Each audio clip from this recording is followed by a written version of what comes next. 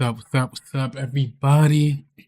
How y'all doing tonight on this beautiful Wednesday evening? I know it's 8:30. I was supposed to come on at 8 o'clock, but better late than never. And, yeah, it's been, it's hot. We going through a heat wave out here, so it's burning up. Had to go through, but a lot been going on.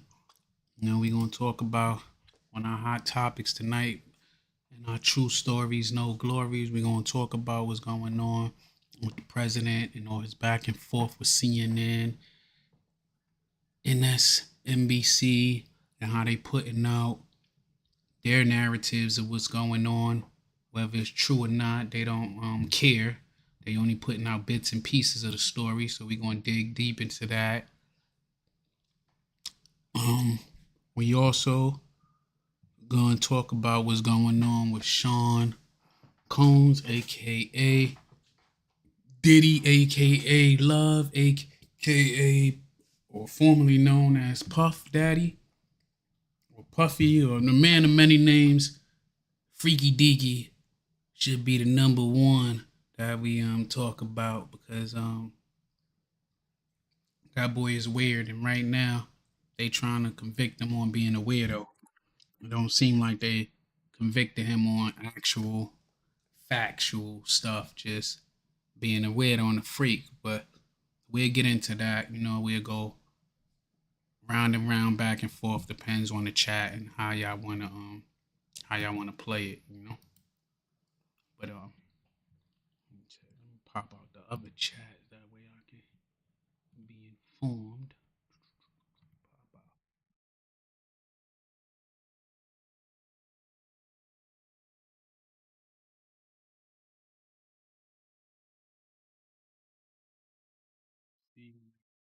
But let's take it back to how we got here.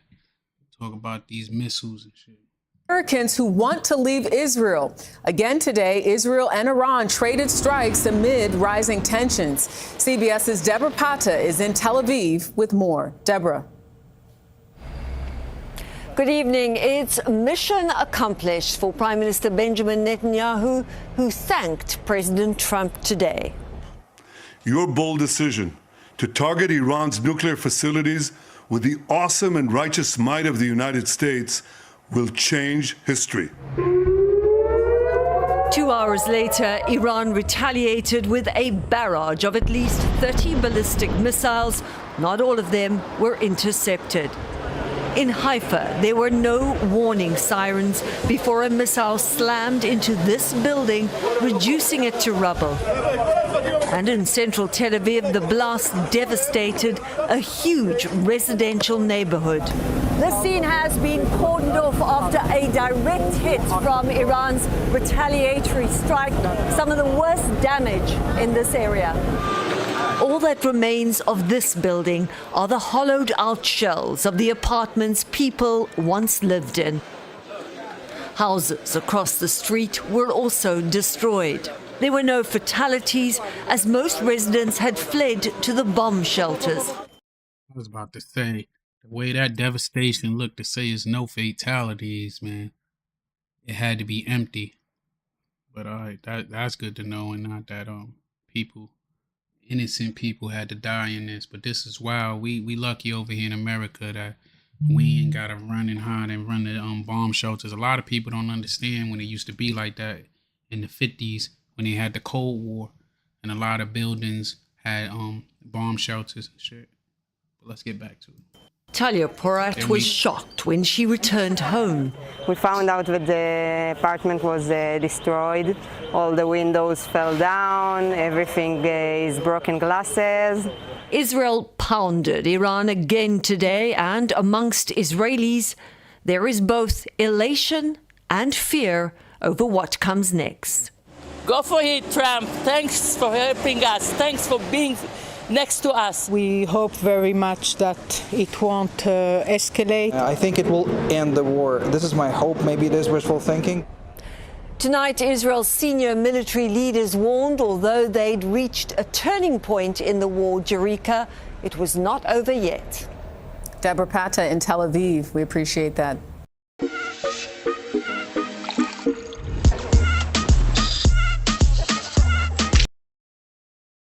That was just before we get into the main topic, just to show how we got here before the ceasefire. So when you see that they're saying that it wasn't worth it, that you get to see why it's worth it, because it's actually did save many innocent lives, you know. Let's go. All right, ICE arresting 16 Iranian nationals since Sunday across 11 states, including one who is accused of serving as a sniper for the Iranian army. And two men accused of trying to assassinate President Trump on behalf of Iran appeared in court yesterday ahead of their trials. Both are charged with murder for hire. Former DHS Secretary Jay Johnson joins us now.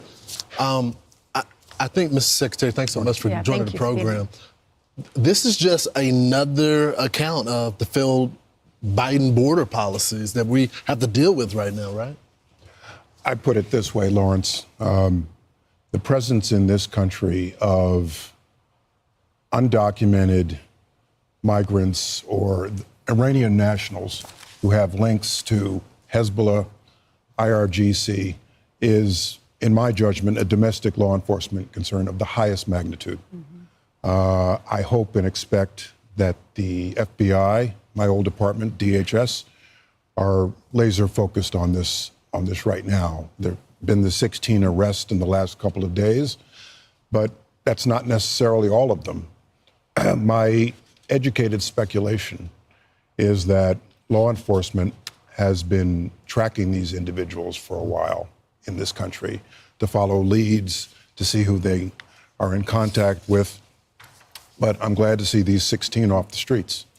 Talk about the work that goes into finding these individuals, because there are people here on the terror watch list. How do they go about finding them? Because some of these were found in all over the United States: Alabama, Mississippi, Missouri, Texas, New York, Maryland, Colorado, California, Arizona. If the process is working the way it should, this should be an international cooperative effort.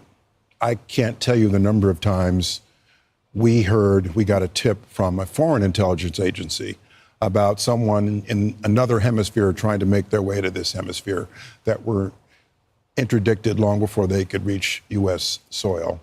Our law enforcement capability is really impressive, and we need to stay focused on this. And my overall message to those who are listening is our law enforcement capability, our counterterrorism capability in this country is first rate. Our government should lay out all the things that they are doing to protect the American people. But the public, as we approach a holiday week, the public should not be discouraged going to public events. And the public has a role to play, too. If you see something, say something is still a valid public safety tool, and it does make a difference. I love the fact that the FBI quickly moved on Iranian illegals here because of the sleeper cell worry, and that president evidently was told at the G7 from some of our allies that look out for sleeper cells that are ready to be activated here in the U.S., and it's got to be a concern. Sleepers don't necessarily follow the direction from their sponsors. Somebody who's here in the United States who has links to the IRGC, to Hezbollah, may decide to take matters into their own hands. So, Mr. Secretary, I want to get your comments on this vice mayor. What is that city called? It's called Cudahy. It's in California. Her name is Cynthia. Yeah, with everything going on with finding sleeper cells and everything, I do feel that we should be putting our focus on that right now and fighting terrorists. But we are focusing on fighting against each other right now with different policies from different. What up, Ozzy? What's good, man? Yeah, that shit is crazy how they supporting none of this shit. YouTube is blocking your comments. I didn't even. This the only 2 comments I seen from you so far. But what's up? Welcome back to the chat. You know, glad to see you up in here. You know, I ain't blocking nobody. But I definitely can see, like she going to point out, because we got officials trying to recruit gangs to fight against ICE. And I heard a lot of things, and I don't agree with a lot of things, but to sit out there and send out civilians to fight against ICE, that's bad. And they're about to get into that right now and stuff. But for all y'all in here, the few that's here, I know we just started. Hit the like button, show some support. It don't cost you nothing to hit that button, but it's greatly appreciated. And if you new, consider subbing. We talk about hot topics. Gonzalez, this is what she posted on social media. Yeah, but I ain't she got a surprised. knock on the door from the I told FBI. you Watch. YouTube been like hitting my joint. These are all about territory, and this is 18th Street, and this is Florencia. You guys tag everything up, claiming hood. And now that your hood's being invaded by the biggest gang there is, there ain't a peep out of you. It's everyone else who's not about the gang life that's out there protesting and speaking up. We're out there like fighting our turf, protecting our people. And like, where you at? Telling the gangs to get ready to take on ICE. Yeah. That comment is inappropriate, whether you're the vice mayor of her city or LA or New York or Poughkeepsie, New York. That's an inappropriate comment. And let me add this. What I used to tell people at ICE when I was secretary, Tom Homan included, was when you're out on the streets doing your job, use common sense, because one notorious incident can turbocharge a sanctuary city movement, like we're seeing right now across this country. The ideal situation is where local law enforcement is working effectively with ICE to find these people in pretrial detention, find these people as their sentences end and they're about to be released, put detainers on them, and deport the criminals. But And they're to not do that, cooperating now, Mr. Secretary. Back then, you actually deported more people. 3 million. they're not cooperating, and that's they that's a didn't problem. show up the way that they show up now. Yeah. I mean, they're doxing these agents. They're surrounding them. That's crazy that they doxing them. They trying, but I do know people who that I know that got deported years ago, back when President Obama was in office, where they let them do their jail time out, and then as soon as they parole or got released, they took them straight to Homeland Security, put them on a plane, send them back to their country, and this was right into the Caribbeans. This ain't even sending them to like Mexico or anything. This was the Caribbeans that they was taking their time out and making sure that they went back. So it's crazy that now trying to unite the gangs that ought to start a war that will end bad and a lot of bloodshed and innocent people that probably ain't even got nothing to do with it, because they're gonna start racial profiling and grabbing up people just because they look or in that area. I mean, LAPD already do that with their gang injunctions and shit. I can just imagine what would you do in this situation when your cops were surrounded in sanctuary cities? I personally would talk to the mayor of New York, the mayor of Philadelphia, and the mayor of dozens of other cities to say, you have to work with us. Don't wait for there to be a tragic incident in your city before you decide you need to work with ICE. Let's make this relationship work now. So DHS commented on that video. She did end up taking that video down. The comments made by the vice mayor of Cudahy, California, Cynthia Gonzalez, are despicable. This kind of garbage has led to a more than 500% increase in assaults against our ICE law enforcement officers. And then the city of Cudahy released this statement. The comments made by the vice mayor reflect her personal views and do not represent the views or official position of the city of Cudahy. The city will be providing no further comment. What does law enforcement do? They went to her house. They're investigating. What should happen? Well, first of all, when you're a vice mayor of a city, or when you're secretary of Homeland Security or any other public position, you have very little space for your personal views hearing publicly. She said it, and it was not a good comment. I would counsel our immigration enforcement personnel, when they're out in the streets doing their job, looking for undocumented, specifically the criminals, to use common sense in these communities, which are very often blue communities that start off from a position where they don't want to work with ICE.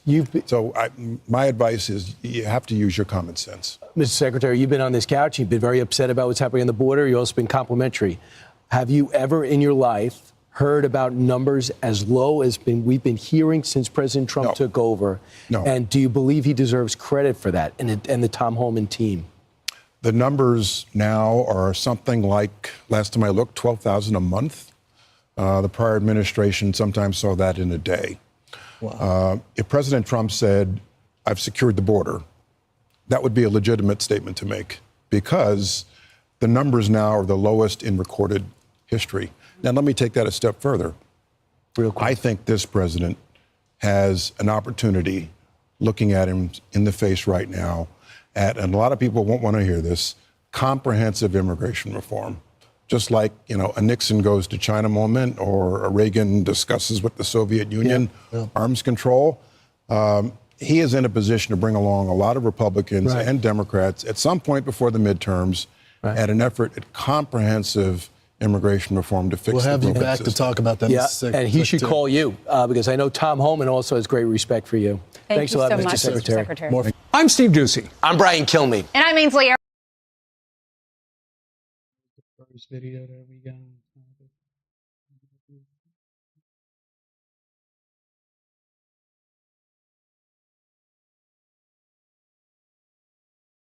I want to buy your house. I can pay you cash for your house no matter what condition it's in. If you need to sell your house for any reason, click the...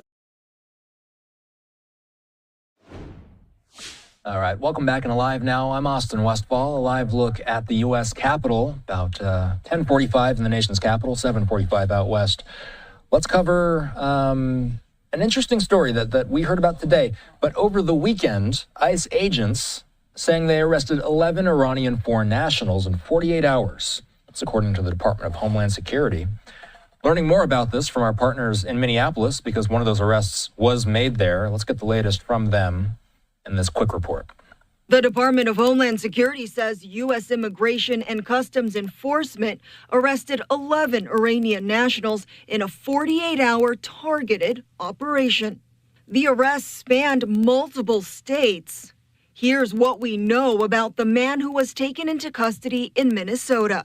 DHS officials say ICE arrested 56-year-old Iranian national Mehran Makari Saheli on Sunday in St. Paul.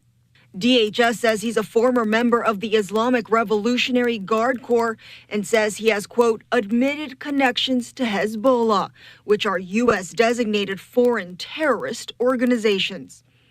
According to court documents, Saheli was convicted of possessing a fraudulent immigration document in 2009. Then, stemming from that in 2020, court filings show he faced a federal charge for being a felon in possession of a firearm. DHS says he was later sentenced to 15 months in prison for the weapons charge. Federal officials say in June 2022, an immigration judge ordered Saheli be removed from the United States, but say he remained in the country illegally. Okay, so as they mentioned, 11 total arrested. We've got pictures of 10 of them here via the New York Post. Standing by, we want to welcome in Michael Balboni. He's a former New York Homeland Security advisor. I got to ask you, when we look at pictures of these 10 people, Michael, are these people affiliated with those so-called sleeper cells that we've been hearing so much about? Is this sleeper cell activity or not? What do we know?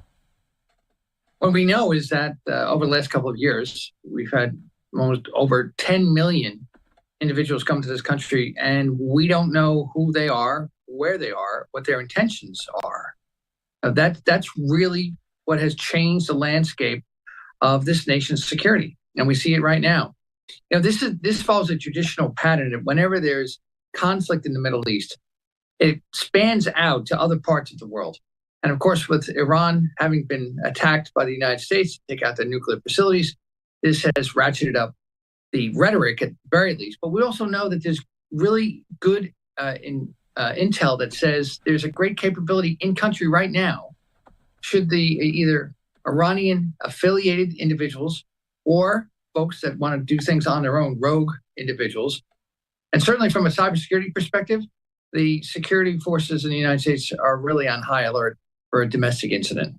Viewers often ask me about the threat of sleeper cells. Two things on that. What are they, is one. Yeah. And secondly, is there any evidence of Iranian sleeper cells in the U.S.? Hard evidence? So typically, if you take a look at throughout the years from an intelligence perspective, during the Cold War, was when the country was first introduced to the concept of a sleeper cell. That was people who were trained in the ways and customs of the United States.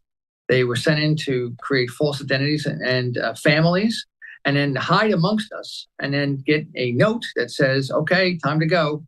And then they would either create havoc, or they would try to get documents, secrets. That has now changed in the sense that there's an affiliation with the sponsoring agency, or in this case, Iran, where people come into the country. They go to areas where there's a lot of other Arab, in an Arab community, where they kind of go to ground and mix in. And this is, when you listen to what President Trump has been talking about, he's been using ICE to target not just folks that were here illegally, but folks that are members of gangs, have committed crimes, and pose a security risk. And so this is something that the White House has been very focused on, though a lot of people are not saying that he should get credit for doing this. But again, think of 10 million people coming to this country. It's a I mean, one thing that stands out to me, they say they don't know the numbers, and then they give you numbers to justify this. That sounds kind of strange. Either you don't know or you know. So that's strange to me. That I feel like either you don't know or you know. Make up your mind. But I do think we do got like sleeper cells over here and individuals that's gaining just information on our country and our infrastructure. Even though a lot of the stuff, they don't even got to go nowhere. They could just log on to social media and get everything they need, or get on the right path, just like law enforcement is doing now. A huge security risk. You've already touched on this, but I'm hoping you can expand. What are the challenges associated with tracking down, finding even sleeper cells? How do you A, find it? B, how do you track?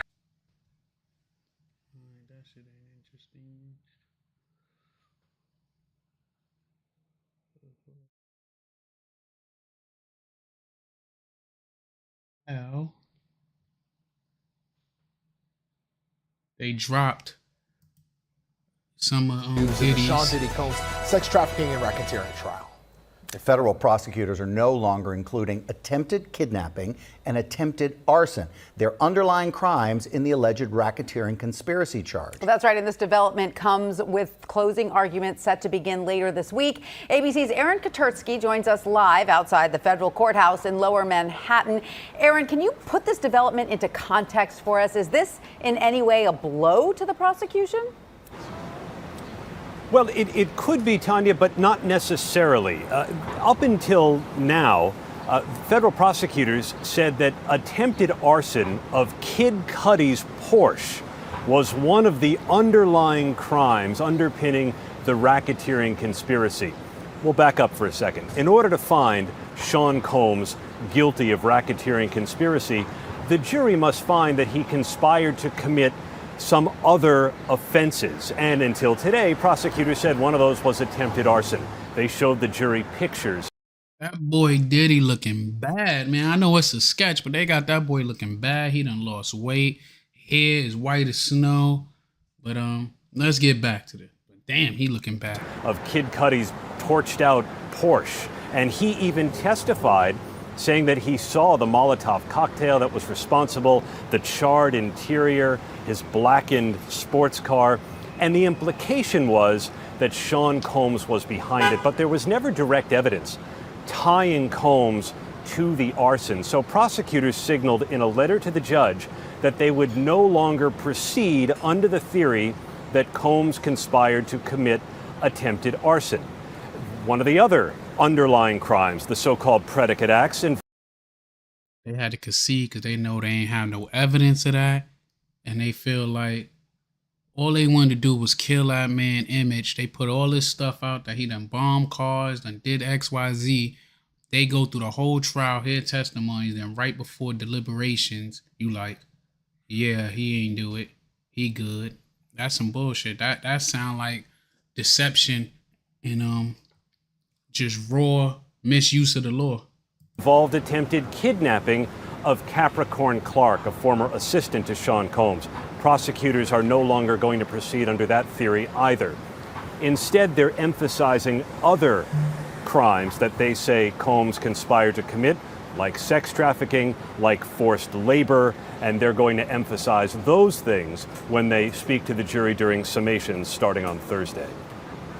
All right, Aaron Katersky, thank you so much for putting that into perspective for us. We really appreciate it. Again, with closing arguments and jury deliberations set to begin in the coming days, more breaking updates are sure to follow. The best way to stay on top of all of this is by downloading the ABC7NY app. Back to Molly and Preston. Bellevue police say this all started out as a routine patrol call where a couple of officers thought something didn't quite look right. That led to prosecutors saying they were able to take down a vicious pimp who was abusing a woman and selling her for sex work while keeping the money for himself. So trying to tell me leave alone? On social media, It's trying to tell me leave money alone. Cedric Dorsey painted himself as a pimp. Why I'm a pimp? With money.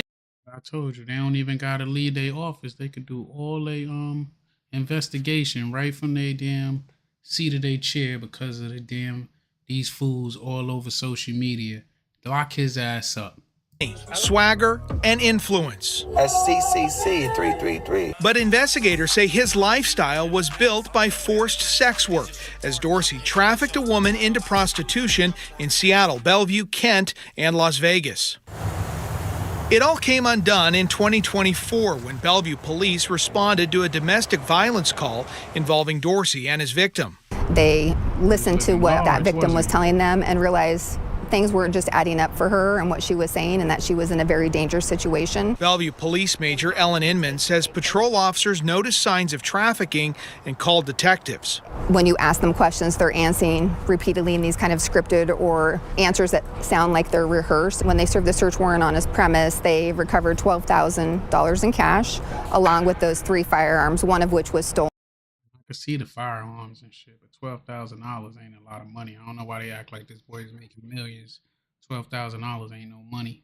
And a banned firearm. King County prosecutors hit Dorsey with charges of human trafficking, promoting prostitution, and unlawful possession of a firearm. We see very significant. That's the same shit they hitting Diddy with, right? Violence, strangulation, beatings, assaults. Prosecutor Brayla McGinnis tried Dorsey's case where his own social media posts were used as evidence, including this one about the 304 oath, where prostitutes promise not to cooperate with police and say they aren't victims.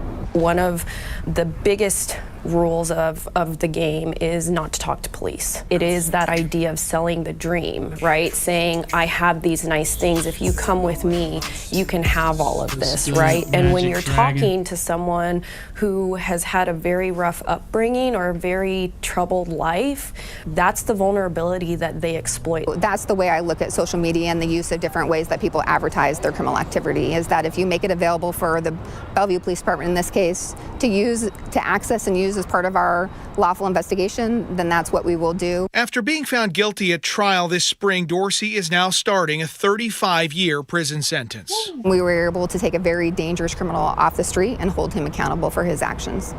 Don't pay, hit that like button. Now, local and state officials have been really trying to get a handle on this issue of illegal sex work, and one of the proposals...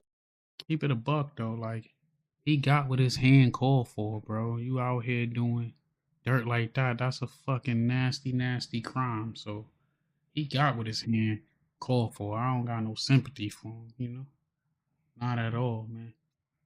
Not at all. He got exactly what his hand called for. That was somebody's daughter, somebody's sister, that was somebody's child, period. So somebody's, because it probably was multiple women or children, whoever. We ain't get all them details, but, nasty work.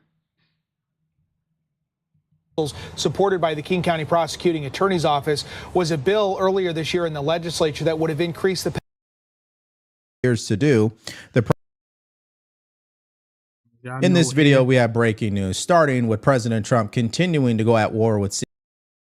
Like I said, we started off talking about how CNN is going crazy, and big fan of Mr. Dorkin, so we're gonna relap and play his content and let it be known. Go over to his channel strive. Like I said, I found this young man on Rumble, and I've been a fan ever since. Let's go. CNN, they're not backing down. Secondly, DHS and FBI are continuing to track down Iranian hit squads. And finally, an official out of Los Angeles is encouraging local gangs to go against ICE agents. We're going to show you all of this and then give you the bottom line.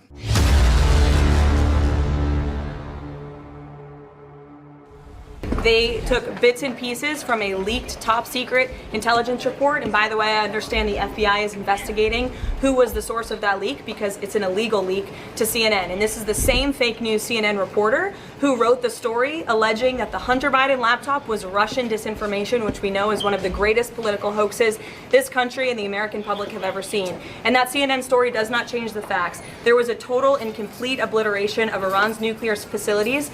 And because of the president's strike, because of the precision of our United States military and this perfectly executed mission, Iran no longer has the capability to produce a nuclear weapon as imminently as they did prior to the strike. The American people and the world should be grateful for that, and it's disgusting that CNN and the New York Times are disparaging not just the president, but our brave men and women who helped conduct this highly successful operation. And what kind of consequence could the leaker face? They should go to jail. All right. He's saying it lightly, saying they should go to jail.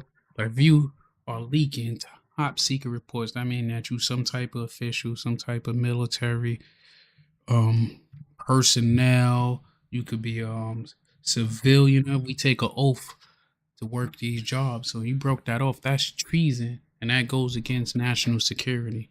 So they know who had access to them documents. So whether they leak some of it or part of it, they will face the full consequences of that. I bet that's one thing for sure. All right, that was the White House press secretary, and we're picking up where we left off yesterday. But the issue today is leaking top secret information and why CNN should be held accountable for reporting on it, especially when they don't even provide a copy of the report to the public. Why report on a? Yeah, that's an issue of national security, and CNN, even some of the charges in the Diddy case had to be dropped. But they couldn't use because they saying CNN doctored the tapes that they put out of Sean Combs last year when they showed him doing that horrific shit to Cassie. Story if you can't even show proof of the story. That's number one. Number two, the person who leaked the information, no question, should be held accountable. And number three, which is really troubling here, they only receive bits and pieces of this report. So how are you going to run a story if you don't even have the full picture, especially a story that undermines the decision-making from the president of the United States by claiming that the strikes against Iran were ineffective? Now, here's what the president had to say earlier today at the NATO summit while speaking in the Netherlands. Take a listen. A letter just came in, and a statement came in from the Atomic Energy Commission of Israel. And I just wondered, this is an official letter, and they're very serious people, as you know. The devastating U.S. strike on Fordo destroyed the site's critical infrastructure and rendered the enrichment facility totally inoperable. It was devastated. We assess that the American strikes on Iran's nuclear facilities has set back Iran's ability to develop nuclear weapons for many years to come. This achievement can continue indefinitely if Iran does not get access to nuclear material, which it won't. It's so sad that whole thing had to go. But I just want to thank our pilots. You know, they were maligned and treated very bad, demeaned by fake news CNN, which is back there, believe it or not, wasting time, nobody's watching them. So they're just wasting a lot of time, wasting my time.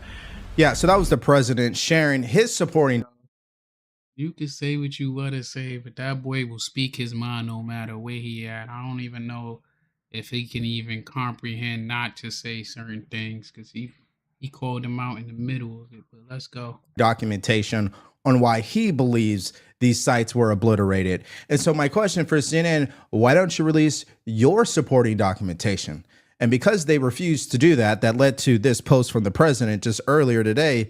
He said Natasha should be fired from CNN. I watched her for 3 days doing fake news. She should be immediately reprimanded and then thrown out like a dog. She lied on the laptop from hell story, and now she lied on the nuclear site story, attempting to destroy our Patriot pilots by making them look bad when in fact they did a great job and hit pay dirt. Total obliteration. She should not be allowed to work at fake news CNN. It's people like her who destroy the reputation of a once great network. Her slant was so obviously negative. Besides, she doesn't have what it takes to be an on-camera correspondent, not even close. Fire Natasha. And on a more serious note, not only is the FBI investigating this leak, but the White House is starting to pick and choose what classified information they're going to share with Congress. That makes sense, because if your ties to your party line goes against the best interests of the American public, you actually giving him all the resources he need not to give y'all the information that you crying over, because you so busy being loyal to your feelings than loyal to the country. You ain't gotta like the man. He's in the position. It's your job to support and do what's best for the country, not what's best for your own personal gain. Because they are convinced that the leak has been influenced by people in Congress or came from people in Congress. Take a listen. We've got some breaking news here. This comes from our producer, Pat Ward, on Capitol Hill. A White House official confirms to Fox that the Trump administration plans to limit sharing classified information with Congress after someone leaked that internal assessment of Saturday's bombings of Iran's nuclear facilities. The suggestion, I mean, if you were to read between the lines there, is that the leak came from Congress. What do you think about the White House limiting the sharing of classified information with members of Congress? Well, I think those who are on the intelligence, national security related committees like myself should have access to classified information. We are the policy makers. So for us to make a wise decision, we need access to that material. I don't know who leaked this. Whoever did should be prosecuted to the fullest extent. I think it's always treason when you leak classified information like what was done. But I do think Article 1, separate, equal branch of government, we will have access to classified information. I understand the president's frustration here completely. And I understand why he's angry about this. It should never have happened. And it was a low confidence DIA report to begin with. That means there's low confidence in the assessment that you've now heard about. So anyway, I hope the leaker is caught. I don't think it was a member, but if it was, they should be held accountable. All right, now before we move any further, please, if you guys have been getting value from our channel, like, share, and subscribe. If you want to support us further, you could go to the links in the description below, buy us a cup of coffee, or shop our merch store where we have 2 new designs for you, starting with the I Support ICE t-shirt and also the Marlboro MAGA, the report. I mean, unless Congress does a full out. I like his stuff, but I ain't wearing no MAGA hat. I keep it a buck. I fuck with my Yankees. I fuck with my Knicks. I fuck with all that, but I ain't wearing that.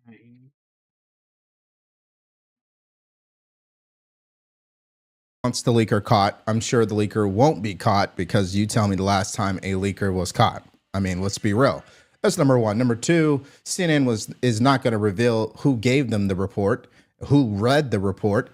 I mean, unless Congress does a full out investigation and a hearing and issues a subpoena to CNN, I don't think we're ever going to get to the bottom of it. Now, more importantly here, CNN did fire back at the president, particularly Dana Bash. Here's what she had to say about the president's comments. Take a listen. Number one, because Kelly O'Donnell did a great job trying to get information out of the president in the face of sort of some personal attacks on her and the rest of us. But much more importantly, this was not anything to do with the U.S. military or their abilities or their, patriotism, anything at all. This was a report on an initial assessment by one intelligence agency, full stop. And as you said, the president didn't like it, but it has nothing to do with the men and women of the U.S. military. And that was a tell. The fact that he keeps harping on that and is trying to manipulate the conversation to make it like the reporters who are reporting on something that part of the U.S. government is trying to figure out has to do with not liking the military, which is. She's stumbling over her words because she know we all know that the president didn't go fly those aircrafts. He didn't come up with these strategies. He just gave the approval. So for her to bad mouth, the plan of action for those bombings, for those sites, and try to undermine it just to make him look bad, you are down in the military, because like I said, it was the military and the Joint Chiefs of Staffs that came up with the plan in our intelligence communities that came out and said, hey, this is what the dangers is. This is where we need to act. And what country going to say, yeah, they kicked our ass? They ain't trying to look bad for the rest of the world. They don't want to look vulnerable. Is just ridiculous on its face. Yeah. Okay, so let's walk that dog then. Let's just say President Trump is responding this way to control the narrative. At the end of the day, CNN, you're coming from a place of weakness. You're reporting on a leaked top secret report that you only have bits and pieces of, and you didn't even post the supporting documentation of that report to prove your claim. So we're just supposed to take your word for it, like we were supposed to take your word for the Hunter Biden laptop story.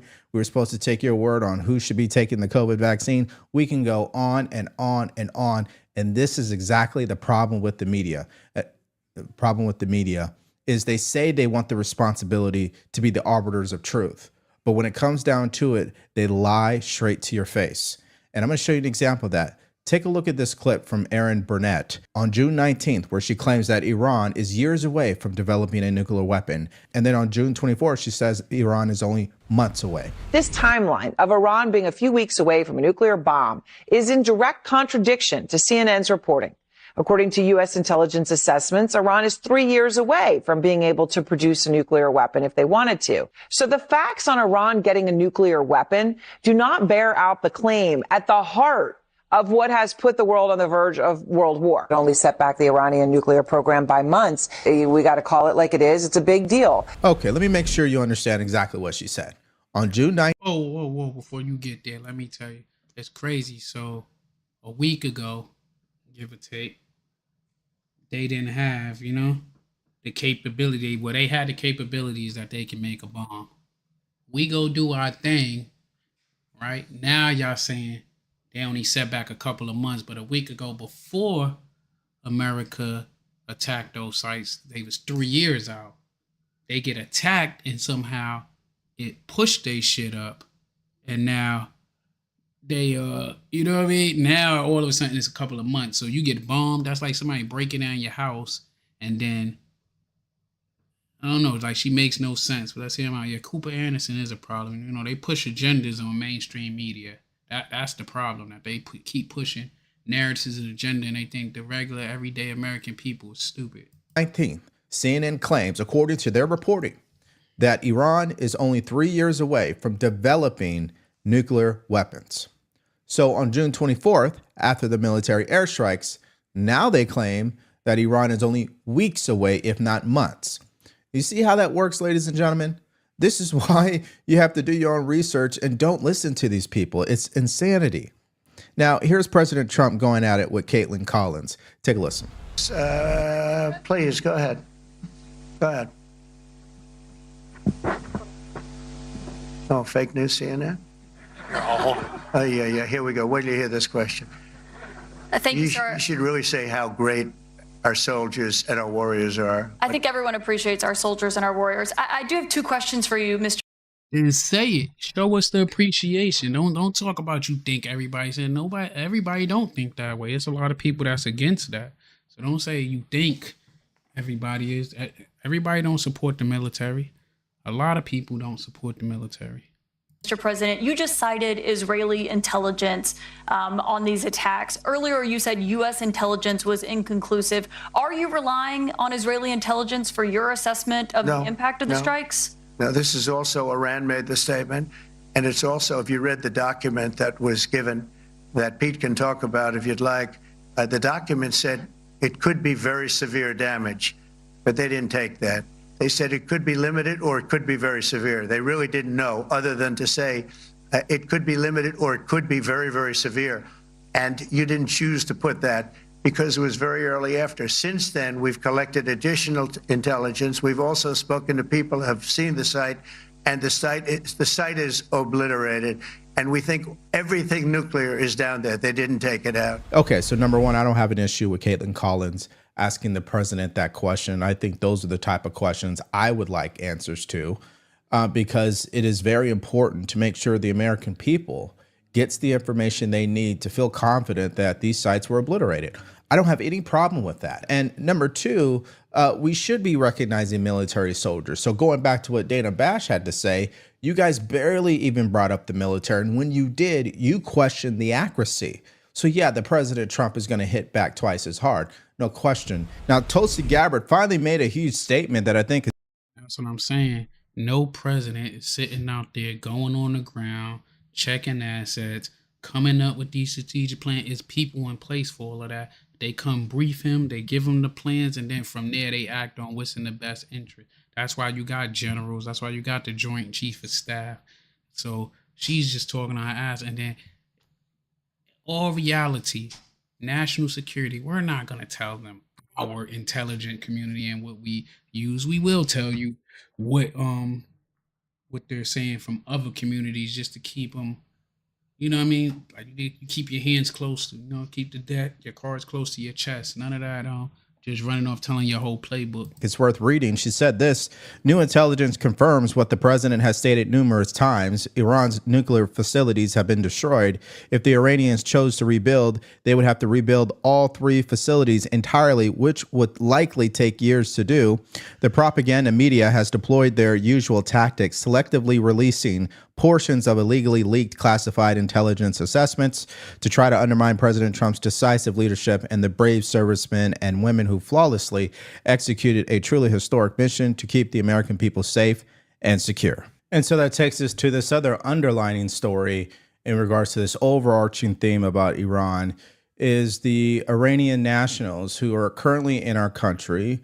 Some of them are definitely undocumented. Some of them probably crossed the border illegally, and they're plotting to assassinate the president of the United States. And of course, the only network really following this happens to be Fox News. Here they are talking about that. Take a listen. 17 illegal Iranians arrested since Sunday.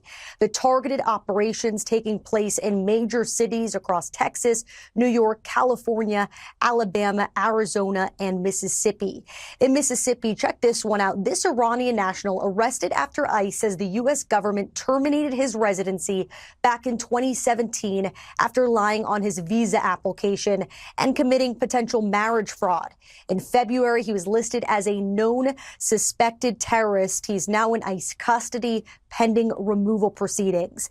Then you have this in Minnesota. ICE arrested this 56-year-old Iranian national convicted of being a felon in possession of a gun. He's a former member of the Islamic Revolutionary Guard Corps and admitted connections to Hezbollah. An immigration judge ordered him removed in 2022 under the Biden administration, but he illegally stayed in the U.S. until now. These are the people, though, whose backgrounds we know about. Acting ICE Director Todd Lyons says the concern is those who weren't properly vetted, along with those 2 million gotaways under the Biden administration who just slipped across the border. Okay, what stands out to me is how long a lot of these individuals have been in our country for quite some time. Now, one of the pushbacks from Democrats— I want to know how I was able to stay here if you deported him. That don't make no sense. They'll say, well, President Trump, why didn't you do anything in your first administration? Well, let's just be real. He didn't have the experience he has now. Okay, that's number one. He definitely didn't appoint the right. So I will say that. I mean, he didn't have the experience. That's like with any one of us. If you do something and you ain't know what the hell you was doing, then you get a second chance at it. You either gonna do better at it or even do a little worse. But he know where to look to find the secrets at the second go around, though. People to his cabinet. That's number two. And number three, when it comes to public support, it's at an all-time high to get these people out of our country. No question. In fact, it's so important that even a former Obama DHS secretary, he was on Fox News this morning sounding the alarm on this very issue. Take a listen. I think, Mr. Secretary, thanks so much for joining the program. This is just another account of the failed Biden border policies that we have to deal with right now, right? I put it this way, Lawrence. The presence in this country of undocumented migrants or Iranian nationals who have links to Hezbollah, IRGC, is in my judgment, a domestic law enforcement concern of the highest magnitude. I hope and expect that the FBI, my old department, DHS, are laser focused on this right now. There have been the 16 arrests in the last couple of days, but that's not necessarily all of them. My educated speculation is that law enforcement has been tracking these individuals for a while in this country to follow leads, to see who they are in contact with. But I'm glad to see these 16 off the streets. Now imagine that. A Democrat served under former President Obama, was a DHS secretary, and he sounds like he's a conservative on this issue. It's fascinating what Trump derangement syndrome will do to people. I can't for the life of me understand why Democrats still, after everything that's happened up to this point, refuse to get on board, especially with people who are considered to be national security threats, not only to our neighborhoods, our communities, but even to the president of the United States, all in the name of playing politics, all in the name of scoring political points, all in the name of playing the position of being contrarians instead of being problem solvers. Now, here is the acting ICE director, Todd Lyons, and what he had to say. You know, we do have a list of several high-profile countries that are considered high risk that we are focused on, that we want to go ahead and make sure we find those individuals that came here in the United States without any type of vetting or without any proper vetting or who snuck in. We want to make sure that we're protecting Americans here on American soil. And that's one of the key things ICE is doing, is preventing these incidents before anything bad does happen. And that's a big criticism of the United States of America, how lenient we are with our borders in comparison to other countries out there. And we see what happens when you allow illegal immigration to take place in a country. Now, what's more disturbing, in my opinion, is not necessarily the Iranian hit squads, because I truly believe the FBI will take care of it. It's elected officials who are now encouraging local gangs to go after ICE officials if they enter their neighborhoods. This is an astonishing story. Take a listen. Federal agents covered this, but I want to give another point of view. had their eyes on a Southern California official after a video surfaced of the Cudahy vice mayor appearing to urge gangs to defend their turf against ICE agents. Cynthia Gonzalez says she is simply exercising her right to free speech. Listen. You guys are all about territory, and this is 18th Street, and this is Torrance, and you guys tag everything up, claiming hood. And now that your hood's being invaded by the biggest gang there ain't a peep out of you. Fox News has reached out to Cynthia Gonzalez for comment, have not heard back as of now. Let's bring in former LA County Sheriff Alex Villanueva. He joins me now. Alex, take a listen to this. This is more of what the vice mayor posted in that video that she's now taken down. So don't be trying to claim no block, no nothing. If you're not showing up right now, trying to help out and organize, I don't want to hear a peep out of you once they're gone, trying to claim that this is my block. This was not your block. You weren't even here helping out. So whoever's the leadership over there, just get your members in order. All right, what's your take on? Wow. The vice, mayor? Wow. That's crazy. The video. I mean, this is just morally reprehensible. I mean, you want to talk about leadership, and to think this individual is hired by UCLA in some kind of a principal leadership institute or something like that is bizarre, because she's actually advocating for violence against law enforcement from a position as an elected official, and the city right away is trying to distance themselves. And here's what the Homeland Security had to say. The comments made by the vice mayor, Cynthia Gonzalez, are despicable. She calls for criminal gangs, including the vicious 18th Street gang, to commit violence against our brave ICE law enforcement. This kind of garbage has led to a more than 500% increase in assaults against our ICE law enforcement officers. Secretary Noem has been clear: if you assault a federal officer, you will be prosecuted to the fullest extent of the law. Now, guys, I understand you don't like ICE, not you particularly, but these people. Do you honestly believe this is the solution to encourage gangs who already commit crimes in your neighborhood, who are a nuisance to our communities, to get involved and commit more crimes? How do you make sense of that exactly? And it's not just the controversial videos from this individual. It's also her social media post where she has one here on the screen: California will always be brown. Now, listen, I'm not trying to debate on what the color of California is, but I thought for the people who lead this state, it's all about diversity, right? It doesn't matter what your skin color is, right? I thought that's what the attitude was. So it's interesting that she's going on there and posting things like that and also creating videos like that because she does not want to be a part of the solution. This type of behavior needs to be called out from both sides of the political spectrum, full stop. Yeah, so here's the bottom line, ladies and gentlemen. When top secret information is leaked, there should be an immediate investigation to find who. Should be immediate investigation. It's treason to leak stuff for national security. So we know it's going to be hell to pay for that one way or another. And especially you giving it, they doing it so frequent and so easy. Who did it and prosecute them to the fullest extent of the law. Okay, that's number one. Number two, people should be calling out CNN for running with that story, and also the reporter who not only got a promotion, but CNN is aggressively defending who got it wrong with the Hunter Biden laptop story. She should be called out. And then when you get to what's happening with these Iranian hit squads, yeah, we need to keep our heads on a swivel and pray that the FBI will be able to do their job and neutralize the threat. And clearly they're facing that challenge when you have local officials encouraging gangs to get involved to go after ICE. I mean, this is chaos. But I want to hear from you in the comment section to what you believe about these stories. What is your assessment in regards to whether or not we were successful? We think we're successful over there getting a point across that we're not afraid to use force, to use military force to stop giving warnings. We went back and forth in negotiation for 61 days. And then he said within 2 weeks, he'll make a determination on what he's going to do. And it took him 2 days. So, yeah. But we know he's fed up with Iran, too. He's tired of them. I mean, not Iran. He's tired of Israel poking the bear with Iran. But that's what I had on the playlist. But your boy Diddy, he's in the news because the feds dropped a lot of the damning charges right before deliberations. So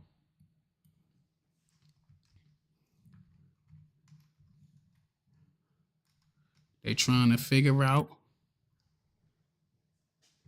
what they going to do as far as that.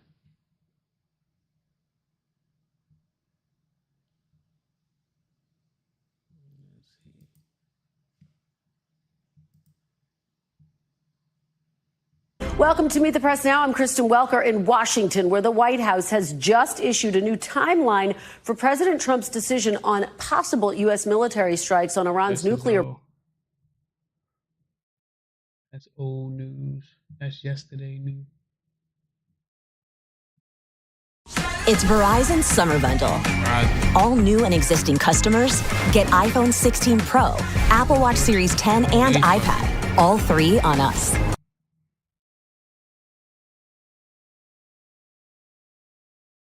President Trump is on his way back to D.C. from the Netherlands after meeting with world leaders at the NATO summit. The conflict between Israel and Iran took center stage. And today, the president doubled down on claims the U.S. totally obliterated Iran's nuclear program with the 3 bomber strikes over the weekend.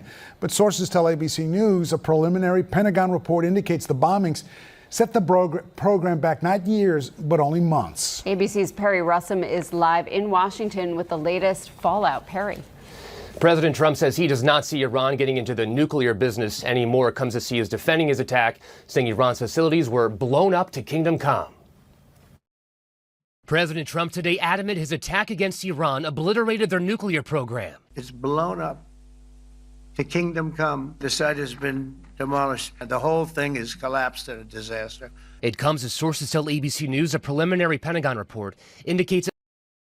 He probably is we already know that the president is known to exaggerate and just his choice of words all the time and some shit that sound like it's out of a comic book. So I wouldn't be surprised, I think they did grave damage, and a lot of that stuff is buried under the rumble because, it was an underground facility. So they I don't even know if they got the capabilities to dig through and actually see to assess the damage. They damn sure ain't do that shit in no day or two That should have taken weeks, probably months to even be able to assess the damage.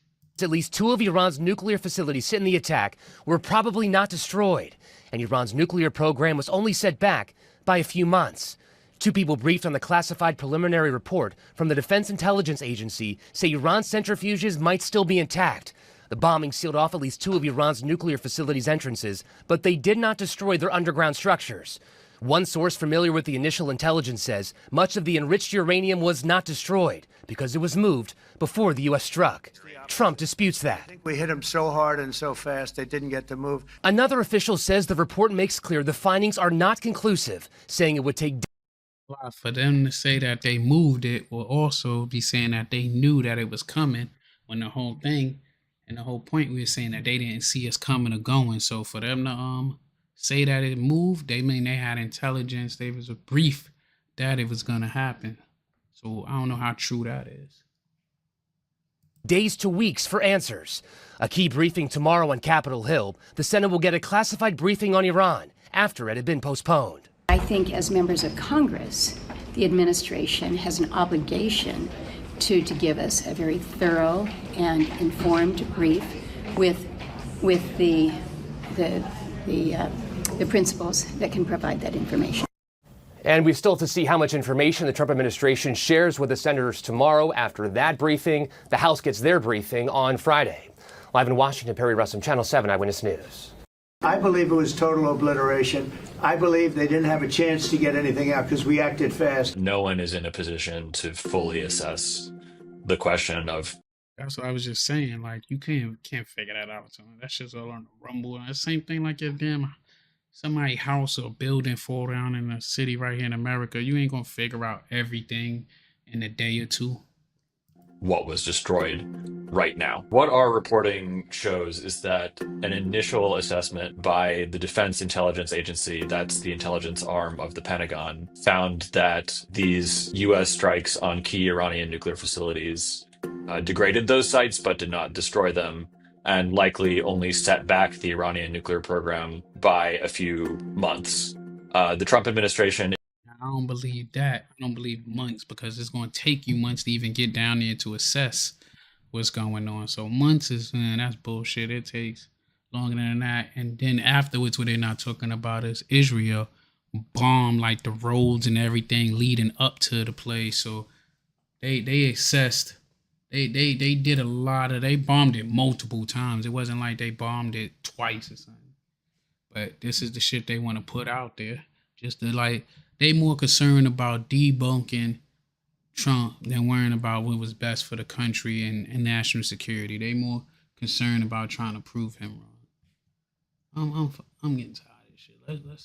Let's look into fucking P. Diddy, man. Let's see what the hell he's talking about.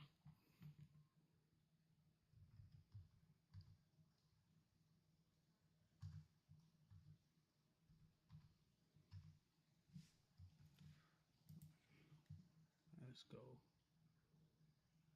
So this shit is near end.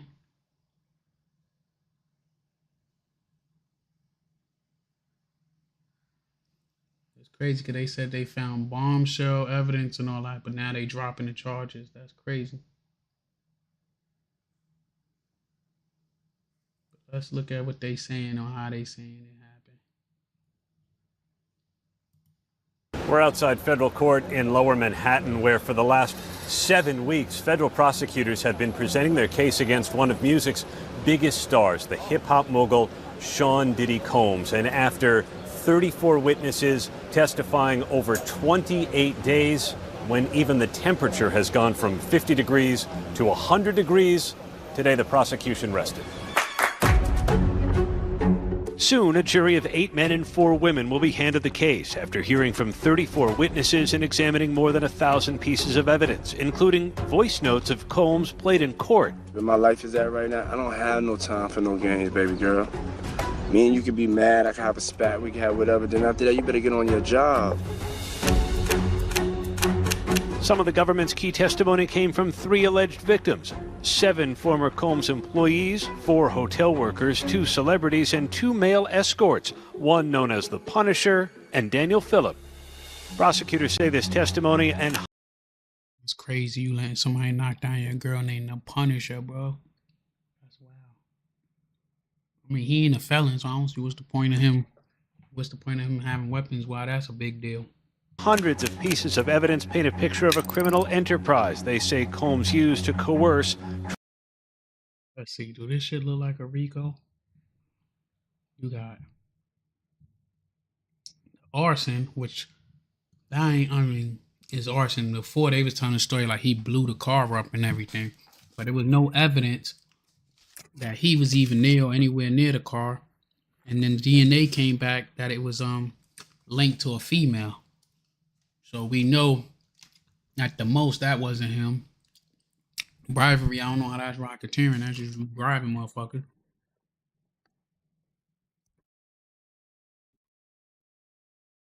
Kidnapping. They say he kidnapped the girl to go over there to burn up the car. But he went in the house, not to burn up the car, to go to Kid Cudi's house. But she sat in the car with the doors unlocked, where she could have left the whole time. And he take her with force. He told her to get in the car. You're going to help me do whatever to Kid Cudi. So that's the kidnapping charge. But it was attempting kidnapping, what they put in as RICO. Prostitution, transportation, not making no excuses up. But he's the trick. He's buying the men for his ex-girlfriend and his current girlfriend at the time. And then narcotics.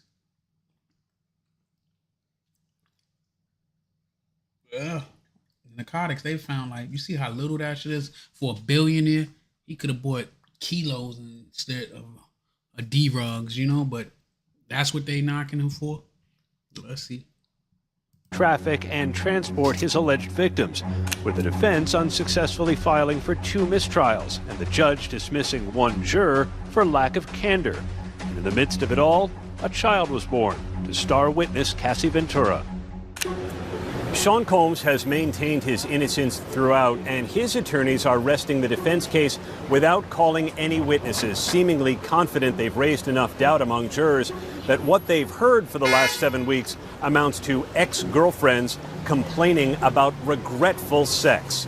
Stay with ABC News for all the latest developments as one of the most high-profile trials in recent memory heads to the jury.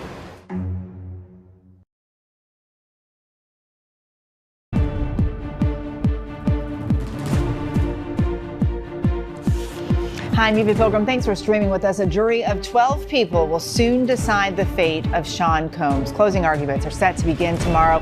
This will be the last chance for attorneys from both sides to speak directly to the jurors before they begin deliberations to decide if Combs is guilty or innocent. He's facing 5 charges: racketeering, conspiracy, 2 counts of sex trafficking, and 2 counts of transportation to engage in prostitution. Combs has pleaded not guilty to all of these charges. Ahead of these closing arguments, attorneys meeting in court today for a charging conference with the judge. Prosecutors abandoning multiple allegations against the music mogul, including attempted kidnapping. Like how they said multiple allegations, things that they charged them with. Now y'all abandoning, y'all charged them with it. Y'all just had that the RICO was the kidnapping, the narcotics, and some other stuff. But you'll see, she gonna explain. And attempted arson as underlying crimes in the alleged racketeering conspiracy charge. Prosecutors have given jurors 10 possible predicate acts to find Combs guilty of racketeering conspiracy.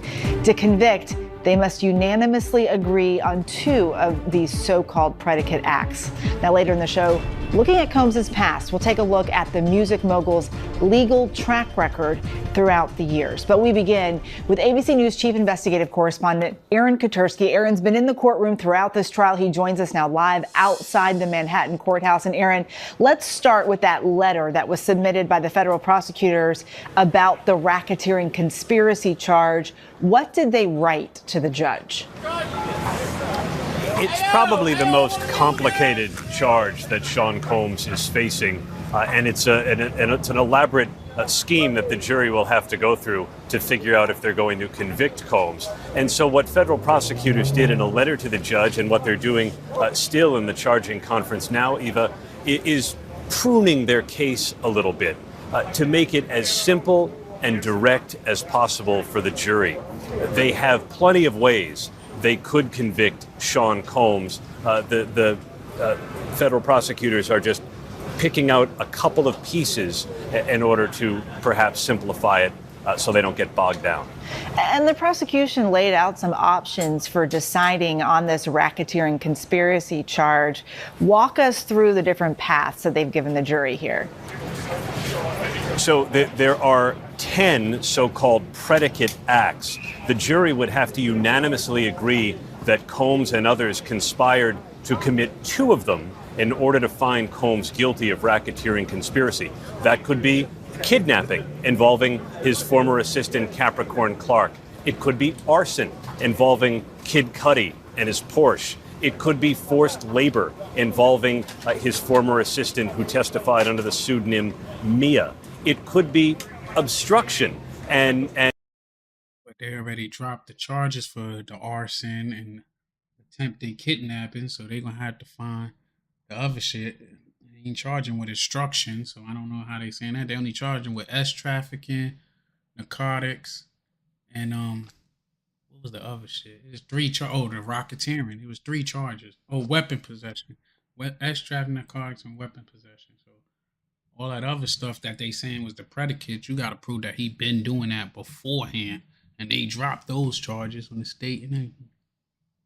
And the attempt to buy off Mia, as alleged, when one of Combs's bodyguards offered to send her a little something, ostensibly to keep her mouth shut about what she had witnessed Combs do, the violence that she said she had witnessed against Combs's ex-girlfriend. And CBS News senior national security correspondent Charlie Daggett joins us now. Charlie, always very good to see you. So much back and forth on all this. How much can we read into this initial assessment? Well, Nancy, we got to talk about those words totally obliterated, completely obliterated, because the president and his secretary of defense have repeated that description even today. But sources tell CBS News there's no evidence to suggest that it was that bad. Certainly it hasn't been obliterated. It's not even kind of language that they use in traditional bomb damage or battle damage assessments. So again, they're saying it may have stalled Iran's nuclear program for a few months, like electricity and water was damaged, and the strikes caused 2 entrances or 2 facilities to collapse. But I have to say the Defense Intelligence Agency hasn't been able to determine the whereabouts of 900 pounds of highly enriched uranium that may have been removed from those sites. At the same time, they're saying, they released a statement this morning saying, look, this is a preliminary low confidence report assessment. It's not a final conclusion. And importantly, they have not been able to review the actual physical sites themselves, which will give the How are you going to say they lying? How are you going to say whatever happened if you never even went out there? And that's what I was saying earlier. Like, how can you assess the damage this soon? So you just assuming people just talking out their ass or their mouth just because God gave them a mouth and a backside. Because how are you going to say, did y'all hear that? That they haven't physically went out there to assess the damage. So let's bring it back. Assessment. It's not a final conclusion. They're saying, they released a statement this morning saying, look, this is a preliminary low confidence report assessment. It's not a final conclusion. And importantly, they have not been able to review the actual physical sites themselves, which will give the best or highest indication. Yeah, when you're talking preliminary, you're talking initial, plenty of questions still to be asked. When could we get a more definitive look at the status of that nuclear program then? I can report tomorrow, actually. President Trump posted on Truth Social that Secretary Hegseth and other military leaders will hold a briefing here at the Pentagon tomorrow morning at 8 o'clock. It's unclear how much more evidence they'll be able to provide. Again, these are preliminary findings. It depends a lot on how much intelligence gathering they can manage. It's been described to me as more of an art than a science. It relies a lot on satellite imagery. And since these targets, as you've seen, deep underground, that can only show so much. So you have to keep relying on intercepting phone calls and ideally getting someone on the ground. The head of Mossad, Israel's intelligence agency, thanked commandos who have been operating inside Iran, we can assume they're still there, and thanked the CIA for their cooperation, too. So this is the kind of operation that will rely heavily on that kind of intelligence gathering. Given all that, what has Iran itself said about its nuclear program, and has it said anything about what it plans to do next with it? Yeah, so Iran's own Nuclear Atomic Energy Commission reports that the case of Fordo, anyway, the strikes destroyed the site's critical infrastructure and rendered the facility inoperable. So quite a lot of damage there. A foreign ministry spokesman admitted that 3 nuclear sites had been damaged, badly damaged in his words. But the head of Iran's nuclear program said Iran will recover from these strikes, will restore its nuclear program, which, again, they insist is in the pursuit of nuclear energy and not a nuclear bomb. Charlie Daggett, I know we'll be checking back in with you tomorrow. Thank you very much. Thank you. CBS News Chief White House Correspondent Nancy Cordes joins us now. And Nancy, thank you very much for being with us. We've heard a little bit about this at this point, but how has the White House reacted to this initial assessment on the nuclear program? Nancy, there has been a sustained campaign from the president on down today to push back on this preliminary assessment and to argue that it is incomplete and that actually there is better intelligence out there that indicates that actually the damage to these nuclear sites was more severe. We had the CIA director put out a statement saying that there is new intelligence from a historically reliable and accurate source that he says contradicts what the Defense Department has concluded in this preliminary assessment. And he says that it was severely damaged. Now, again, severely damaged, still not the same as obliterated, but the president has been insisting. And it's the same in his mind. In his mind, it's the same. Any damage is obliterated to him. He's not going to do it small. He do it big. You're thinking small. He thinks big.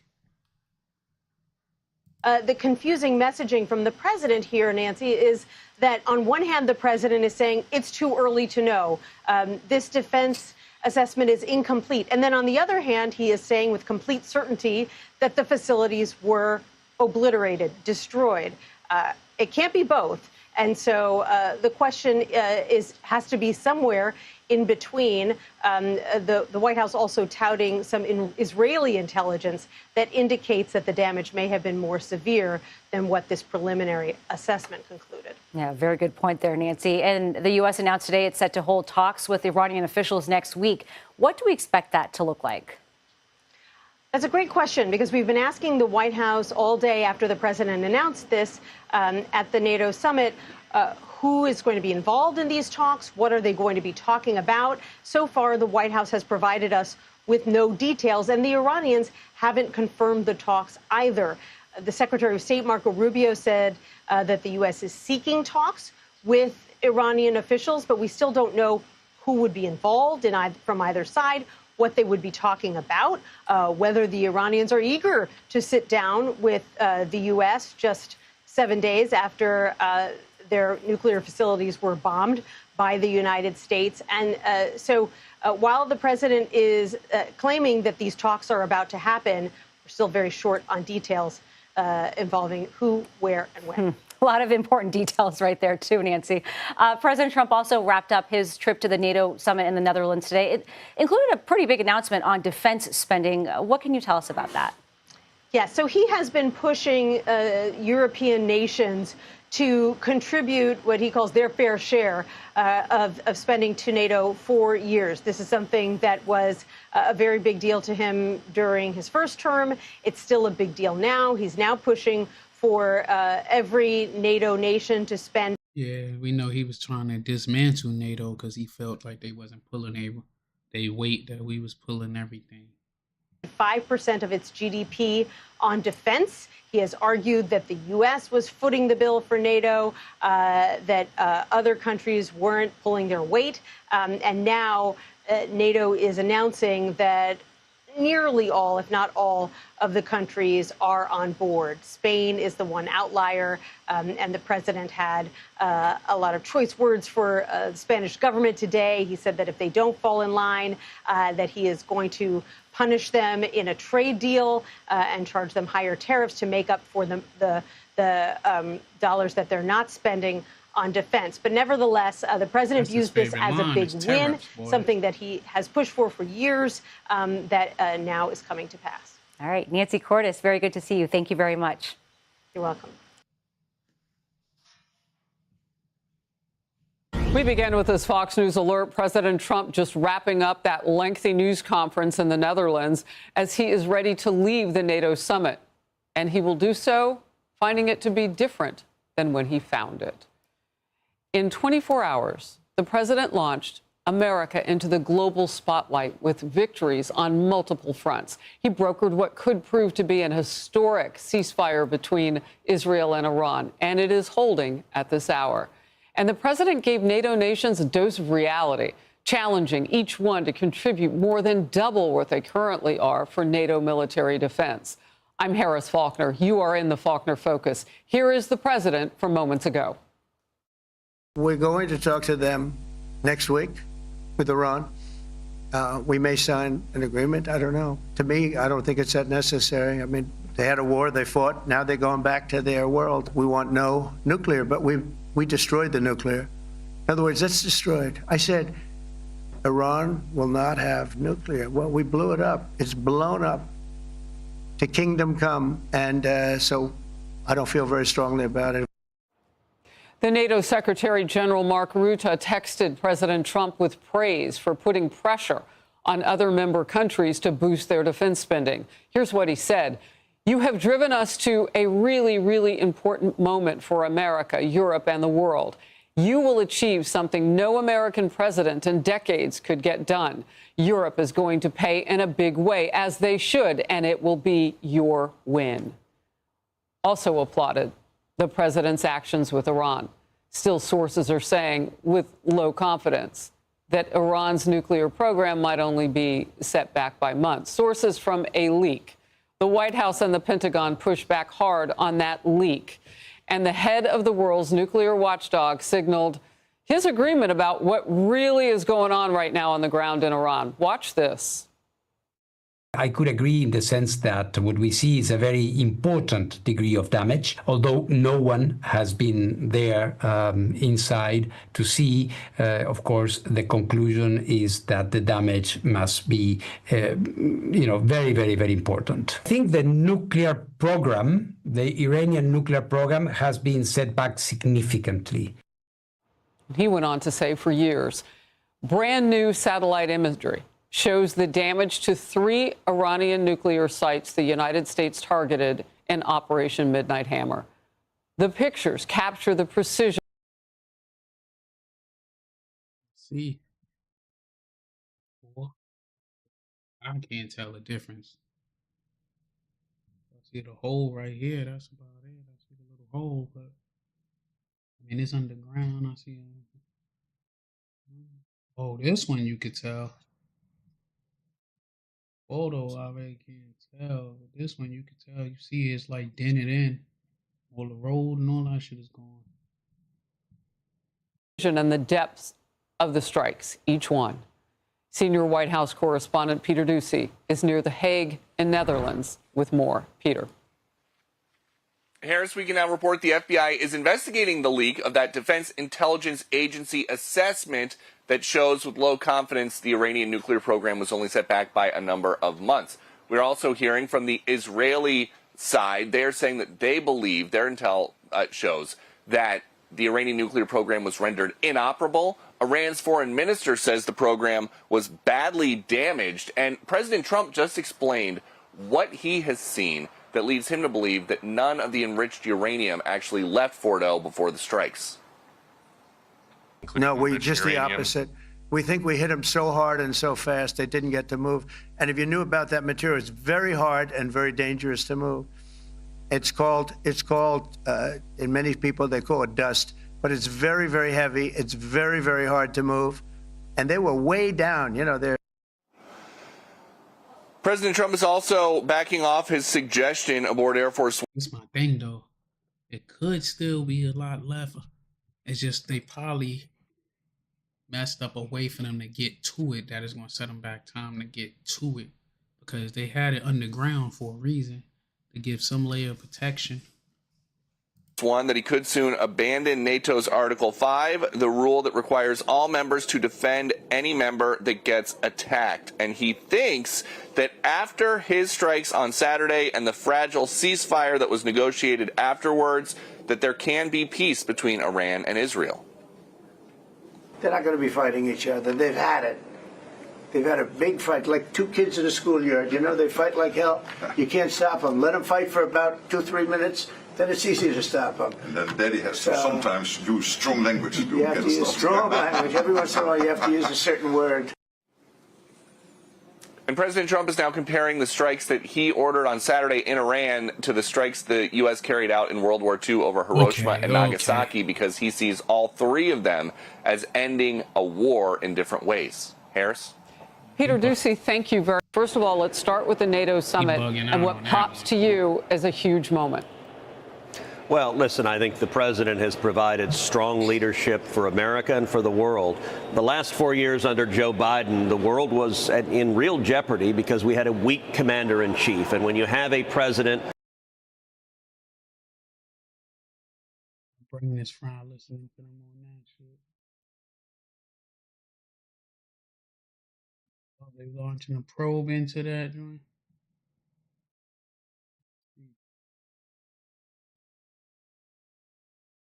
Hello and welcome to this special edition of the broadcast. My name is Mohammed Saleh.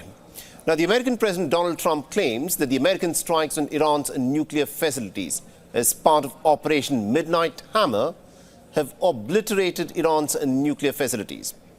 But curiously for him, an early Pentagon intelligence assessment has stated that Iran's nuclear program has actually not been destroyed. In fact, it is according to this Pentagon's intelligence, it has only been set back by a few months. With this being the case, the question that obviously comes up is this: is Donald Trump even listening to his own intelligence agencies? Now, to make sense of this controversy, which the Trump administration at this moment is busy firefighting, we're joined in this broadcast by Professor Peter Kuznick, who is a professor of history and also a director of nuclear studies at the Institute at the American University. Now, Professor Kuznick, thank you very much indeed for joining us here on Beyond. Now, this is a bizarre sort of a controversy. The American president says that the Iranian nuclear sites that were bombed as part of Operation Midnight Hammer have all been obliterated. That is the word that he's been repeatedly using. But this Pentagon intelligence assessment that's been leaked to some of the American media networks claims otherwise. It says that the Iranian nuclear sites probably have not been destroyed, and Iran's nuclear program has only been set back by a few months. What are we to make of this controversy? It's another lesson in understanding Donald Trump. One can never believe the words that come out of his mouth. The Washington Post reported that during his first administration, he told more than 30,000 lies. Was wildly successful, and that now we were finished. It was a one in.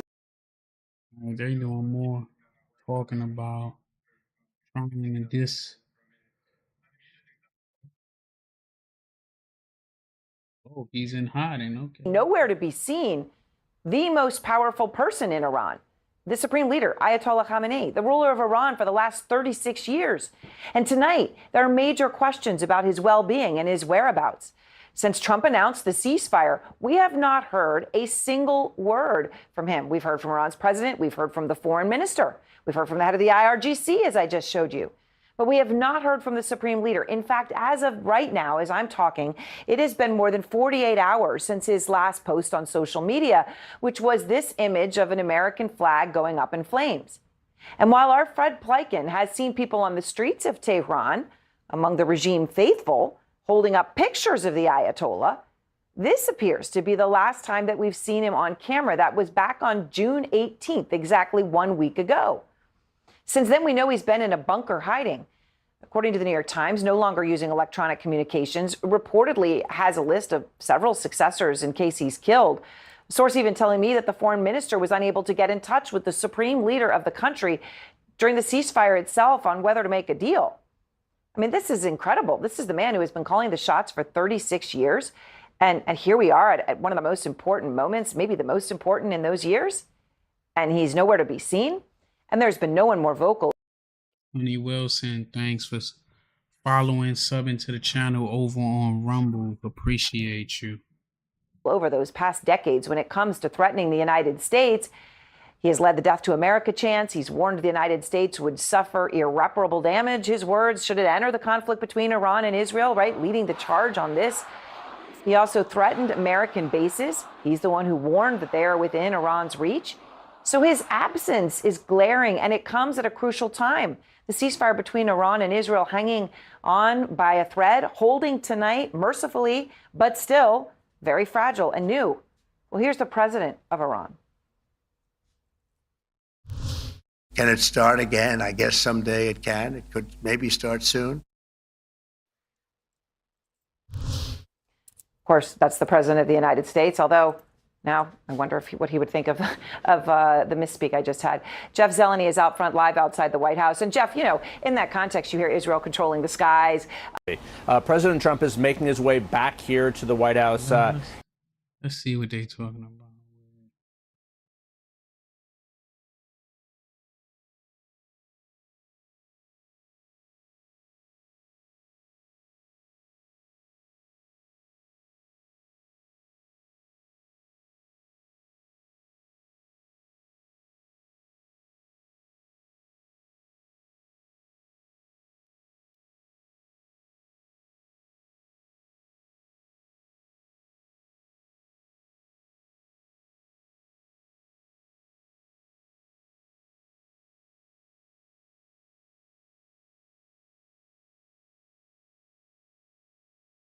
With you now with some breaking celebrity dish news. Prosecutors have dropped some charges against Diddy. Joining us now is TMZ executive producer Harvey Levin with the latest late breaking details. I mean, Harvey, I can't get through your story here fast enough. What's the latest? Okay, it's a little bit confusing, Marissa, but let me explain. The prosecution sent a letter to the judge saying they want to, the judge had asked prosecutors and defense to streamline the proposed jury instructions. The prosecution is saying, okay, so let's eliminate attempted kidnapping, attempted arson, and aiding and abetting sex trafficking. So now the question, what does that mean? We know the arson relates to Diddy allegedly blowing up Kid Cudi's car in a fit of jealousy, the fact that Kid Cudi had dated Cassie.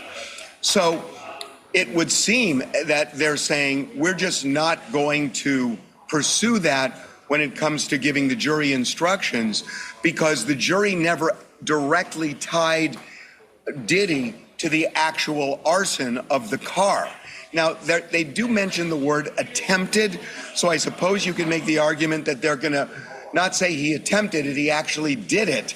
But that doesn't make sense because all they said in the testimony was that they believe he did it.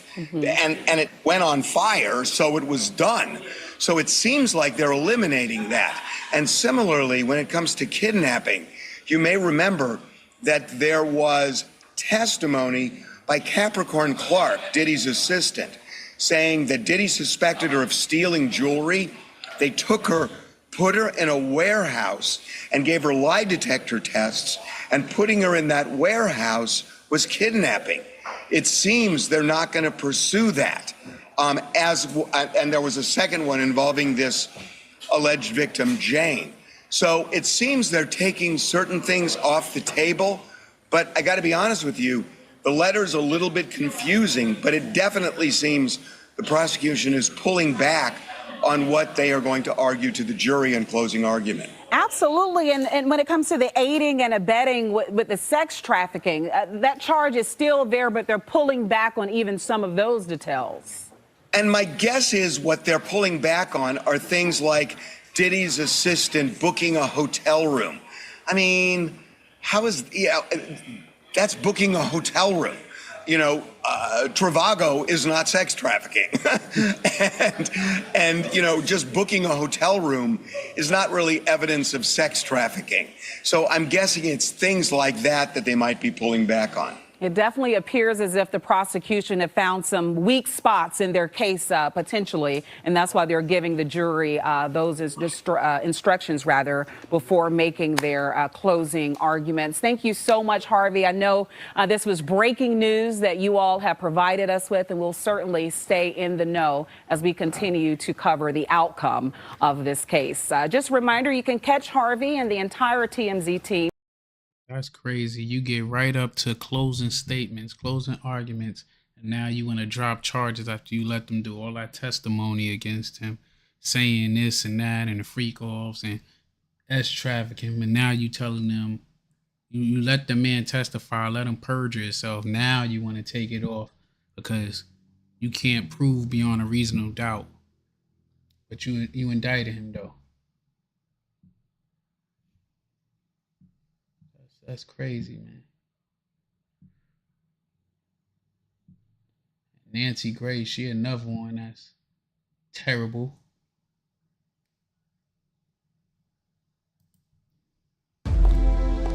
Communication, language, people take them for granted. Ain't no stopping us now. After the defense took under 30 minutes to rest its case, the prosecution scrambles. Is the mogul about to go? It's crazy though. He's paying multiple millions for his lawyers, and they took what they said less than 30 minutes to plead his side of the story. That's wow. Their case must be weak. Free? Thank you, Lord. Thank you, Lord. The government dropped several charges against Diddy, including attempted kidnapping and attempted arson.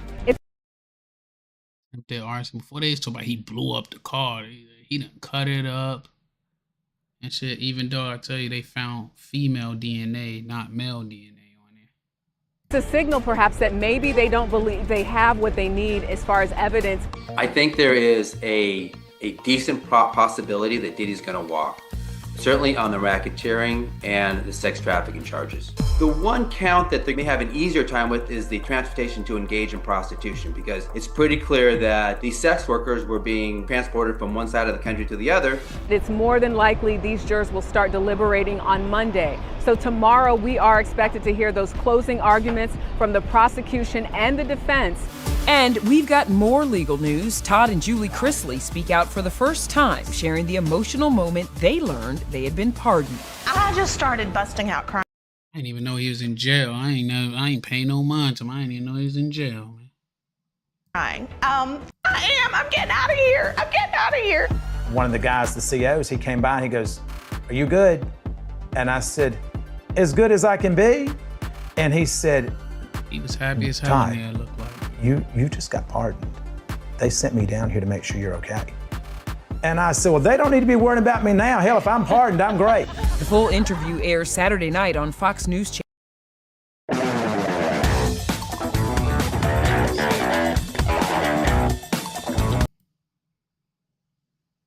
There are charges alleging kidnapping, arson, that's the Kid Cudi case.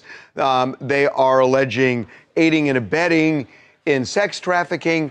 They are slimming that all down so that they're not going to kind of overburden and overwhelm the jury with instructions. Right. They're saying that to the judge that when you give the jury their instructions. The thing that's missing, I feel like, in a lot of the conversations is to understand that what's happening in Israel is a proxy conflict between Iran and the United States. That's what you think?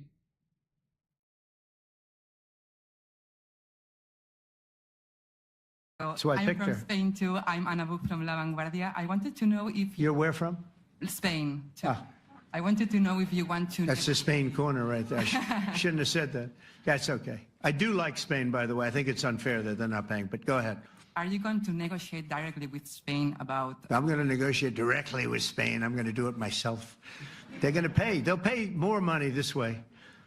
You should tell them to go back and pay. You're a reporter. You tell them to go back. They ought to join all of those countries that are paying 5%. Spain's going to be just about the only one that's not. They were the most hostile toward doing it. It just doesn't make sense to me.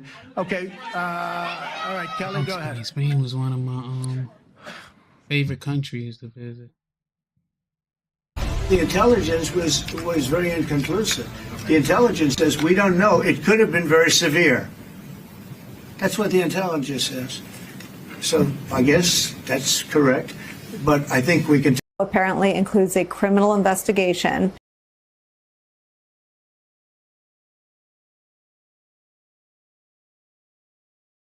We do have Air Force One there on the tarmac at Joint Base Andrews. The door is open. We are just waiting for President Trump to exit the plane and get into the beast, the motorcade here. So he is back from the NATO summit. We want to, in just a moment here, bring into the conversation someone who covers the White House each and every day. Kind of good timing that we have this live picture. Let's bring him in now, actually. This is Christian Daytok, of course, friend of the program, reporter at the Washington Examiner, and Christian joins me. Christian, good to see you. We're not going to bring you on camera just yet because we have these live pictures. This is perfect timing. Trump is back in D.C. Let's think first get to the NATO summit in general. NATO leaders today agreed on a massive hike in defense spending to 5% of GDP after pressure from President Trump. They expressed their, quote, ironclad commitment to come to each other's aid if attacked. Christian, you know more than most and better than most. This has been an issue President Trump has been campaigning on since he came down the gold escalator at Trump Tower. Isn't that right? It is, and it's certainly an issue that he pressed for heavily during his first term in office and during his first few months of his second term as well. And I think it marks a pretty substantive change, not only in the way that Europe handles its own defense, but how some of these European leaders might have learned to handle Donald Trump himself. Now, I do think one of the interesting aspects to these developments is that the United States will not be joining on to that 5% commitment to spending on defense relating to Europe and other NATO members. But again, he's talking about the conflicts that obviously the United States is currently involved in the Middle East and potential tensions brewing in the South Pacific pursuant to China. So on the one hand, you've got the European leaders giving Donald Trump something that he wants in hopes that perhaps he scratches their backs in regard to Ukraine. And obviously, we've seen a shifting stance from President Trump regarding President Putin and Russia's ongoing aggression over the last several weeks or so. So, Christian, what will the White House tout in the wake of the NATO summit? How Is it you just doing? that key agenda? What's up, hey? How you doing? Missed you the last couple of lives we had. I was looking for you the other night. We was in here. How you doing? Item or anything else? What about the war in Ukraine? He met with Volodymyr Zelensky on the sidelines. What about that? What's coming out of that? Well, there was one certainly development out of that meeting with President Zelensky, which I should note did not take place with reporters present. The White House had said that that was for operational and privacy reasons. But the president was asked about his meeting with President Zelensky during his press conference before departing the Netherlands. And he essentially said he is now considering sending more Patriot missile systems to Ukraine. This has been something that Zelensky has asked of President Trump since he entered office back in January. But the American president has been hesitant to provide because he wants to see. He was trying to mend his relationships with Putin. That's why he was hesitant. Now him and Putin is beefing with each other. He ready to arm up Ukraine because he said he getting sick and tired of him. He feel like he dumb. That's a lot coming from Trump for him to call somebody dumb.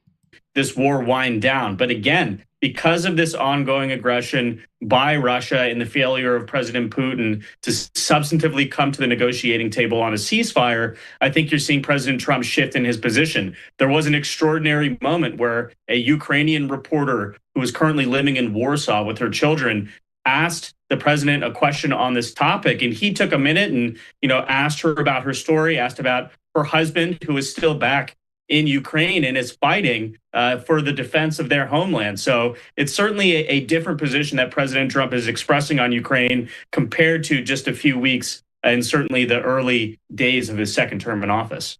Yeah, I mean, Christian, we brought you on today because we want to talk about the kind of conflicting reports coming from the intelligence community about the actual impact that the bunker buster bombs dropped from the B-2 bombers had on those 3 Iranian nuclear sites here. And this seems to be really a fixation amongst Trump White House officials and the president himself. So much so that he posted this while on the plane en route back to D.C. on Truth Social, saying this, that Secretary of Defense war, exclamation point, Pete Hegseth, together with military representatives, will be holding a major news conference tomorrow morning at 8 a.m. Eastern at the Pentagon in order to fight for the dignity of our great American pilots. These patriots were very upset. After 36 hours of dangerously flying through enemy territory, they landed. They knew the success was legendary. And then 2 days later, they started reading fake news by CNN and the failing New York Times. They felt terribly. Fortunately for them, and as usual, solely for the purpose of demeaning President Donald J. Trump, the fake news, Times, and CNN lied and totally misrepresented the facts, none of which they had, because it was too soon. There were no facts out there yet, he says. The news conference will prove both interesting and irrefutable. Well, Fox News correspondent Rebecca Castor has a little bit more. Let's just watch this briefly. President Trump is headed home from the NATO summit in the Netherlands, but not before making it clear that Saturday's strikes on Iran's nuclear sites were successful. The site is obliterated, and we think everything nuclear is down there. They didn't take it out. Trump officials. That's what he's supposed to do. He's supposed to let our adversaries feel that we done caused great damage. That's the whole point of the news when they report on shit like this, is like to push out the narrative they want in propaganda. Are pushing back on a leaked U.S. intelligence report suggesting the strikes did not destroy Iran's ability to create a nuclear weapon. Fox has learned that report is a preliminary low-confidence assessment based on just 1 day's worth of intelligence. Those that dropped the bombs precisely in the right place know exactly what happened when that exploded. And you know who else knows? Iran. That's why they came to the table right away. A lot of their above ground facilities that are a critical part of a centrifuge program have been destroyed. And so a lot of what really is left is sort of what I call the residuals or the remnants of the program. A nuclear deal with Iran could also still be on the table. Trump says the U.S. will be meeting with Iranian officials next week, although he's no longer insisting on an agreement. To me, I don't think it's that necessary. I mean, they had a war, they fought, now they're going back to their world. I don't care if I have an agreement or not. Both the Pentagon and FBI are working to find the source of the leaked classified intelligence report. In Washington, Rebecca Castor, Fox News. Rebecca, thanks so much. Back here with Christian Daytalk. So, Christian, I have to ask this. Is the White House on the offensive about all of this? Has their language moderated at all? Are we still at obliterated when describing and characterizing the effect the bunker buster bombs had?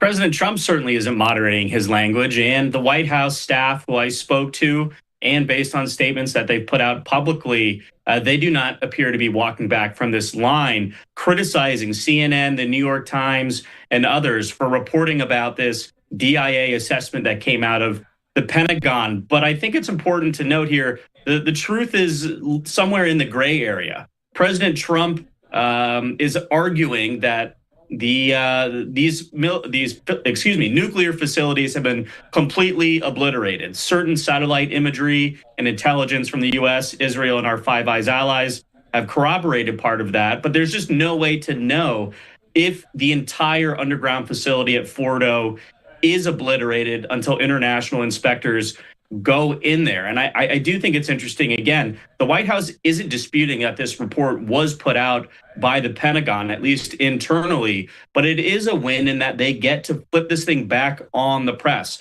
They're saying that CNN, New York Times, again, the fake news, as the president puts it, they are denigrating these quote unquote patriots who flew this B-2 bombing mission, and they're arguing that they're trying to weaken the president's position. It's a familiar place that we're seeing. It's a familiar play that they're running. Try and pit the public against the media when some of the situations that the president is handling aren't exactly coming to pass as he might have foreseen. So, Christian, Jennifer Griffin has this reporting there for Fox at the Pentagon that this Defense Intelligence Agency assessment was preliminary, that it was, quote unquote, 1 day's worth of intelligence reporting. And we also heard from Tulsi Gabbard today, the Director of National Intelligence, indicating there is more intelligence on these strikes here. She said this, I'm going to read it in full, it's kind of long. She says, new intelligence confirms what POTUS has stated numerous times.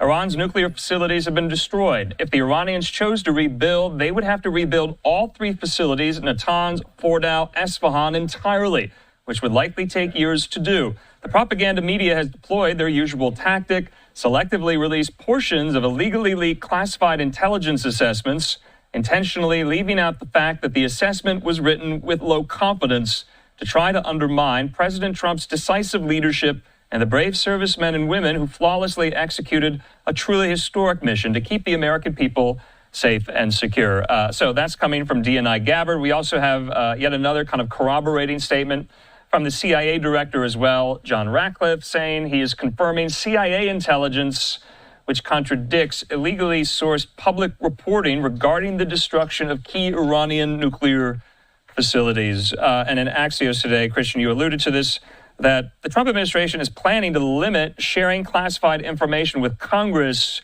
after someone leaked an internal assessment suggesting the bombings of the facilities were not as successful as President Trump claimed. So when I ask you about the White House going on the offensive, it seems like they're putting out all the stops to disabuse the press and the public of this notion that the bunker buster bombs had little to no effect, or we just can't know entirely for sure right this very moment.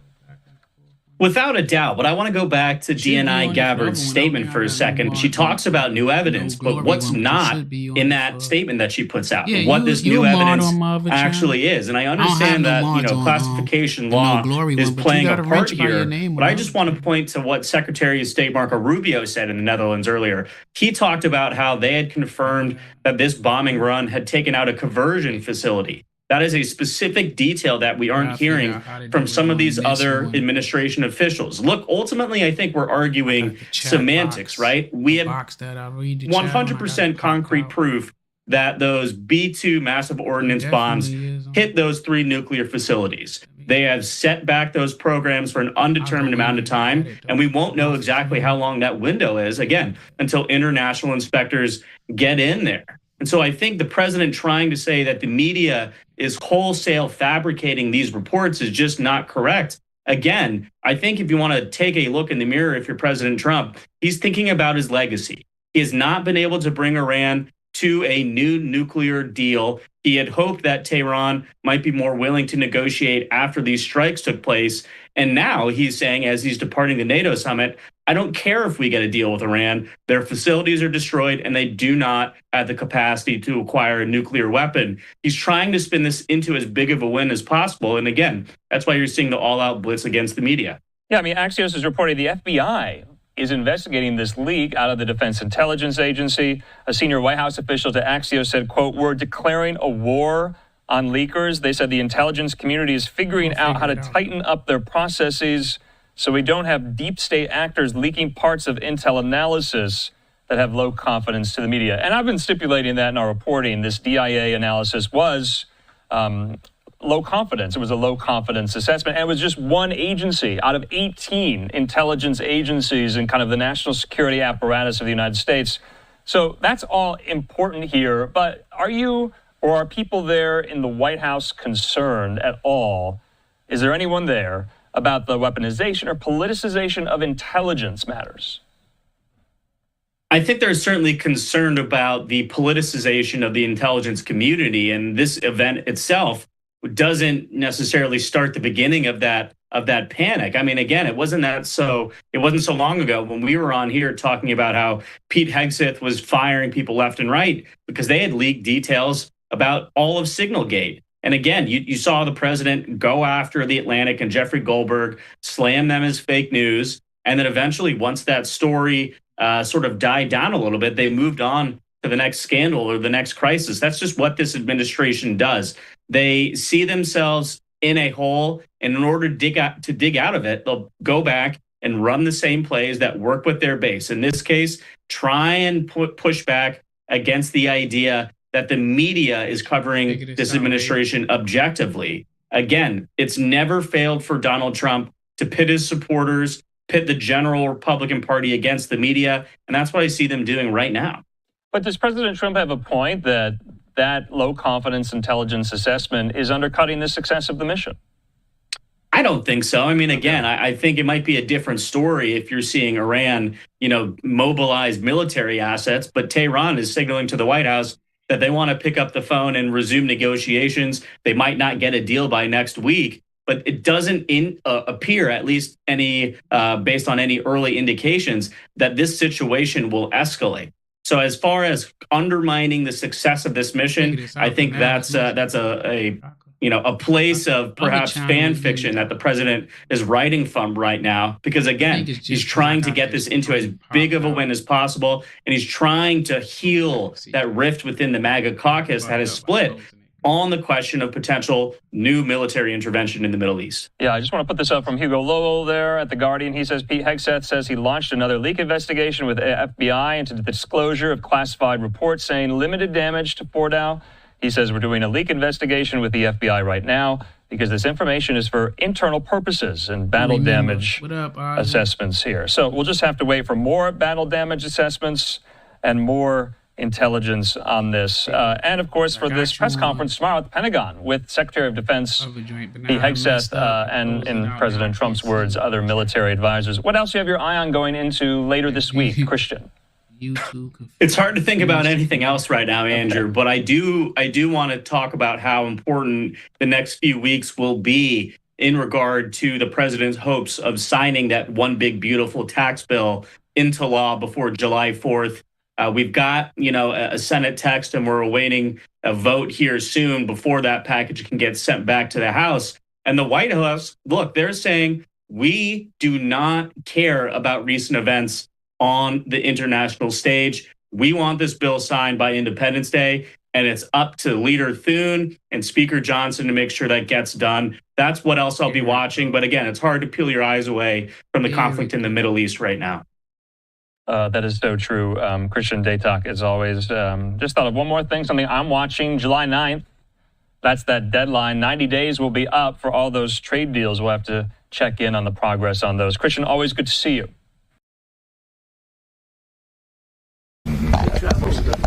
They have better seats than I do. Mr. President, what are you telling us, Prime Minister, about your goals for NATO and our...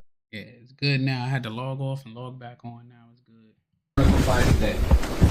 We're with them all the way. I mean, if you take a look at the numbers, we're with them, and they have very big things to announce today. I don't know if you've taken the vote or you're going to take the vote, but I've been asking them to go up to 5% for a number of years, and they're going up to 5%.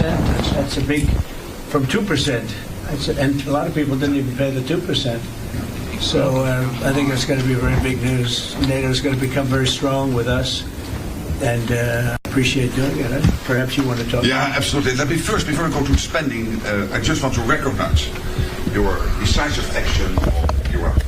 Thank you. You are a man of strength, but you're also a man of peace. And the fact that you are now also successful in getting this ceasefire done between Israel and Iran, I really want to commend you for that. Thank you. And I think this is important for the whole world.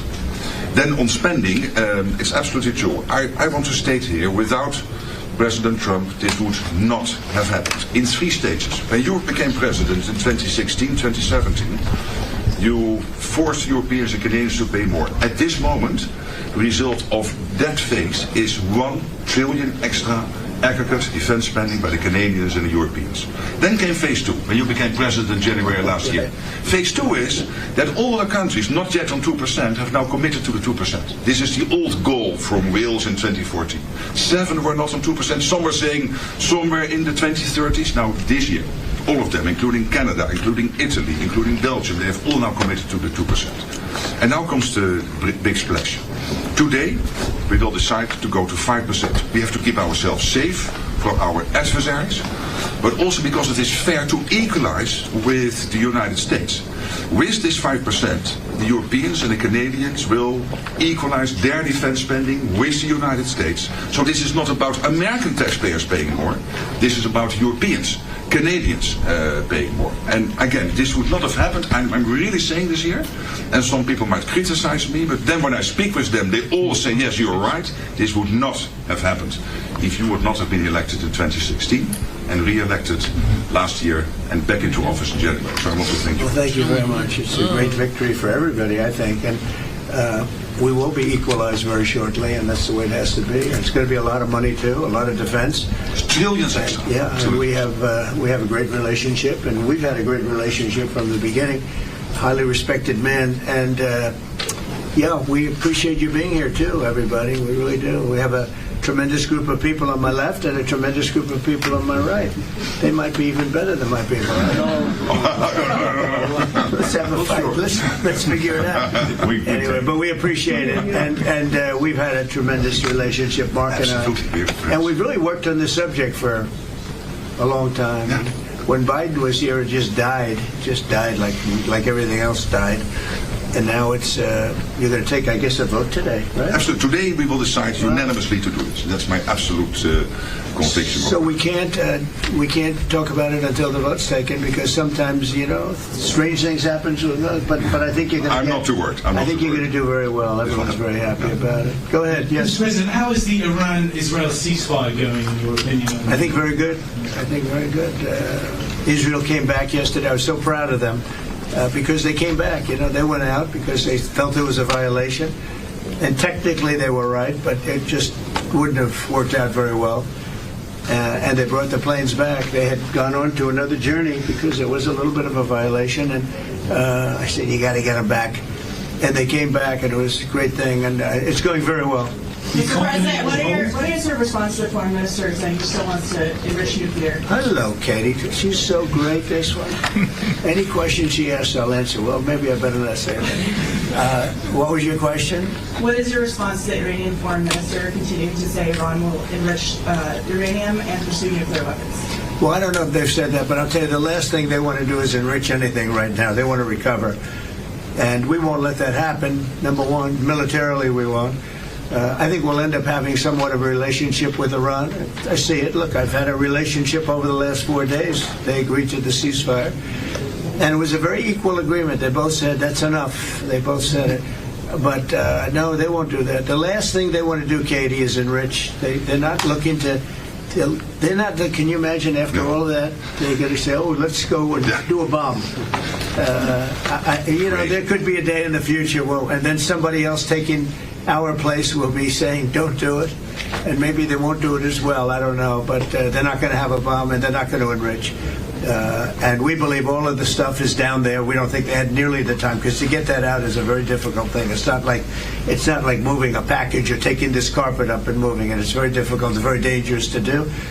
We believe it's all down there.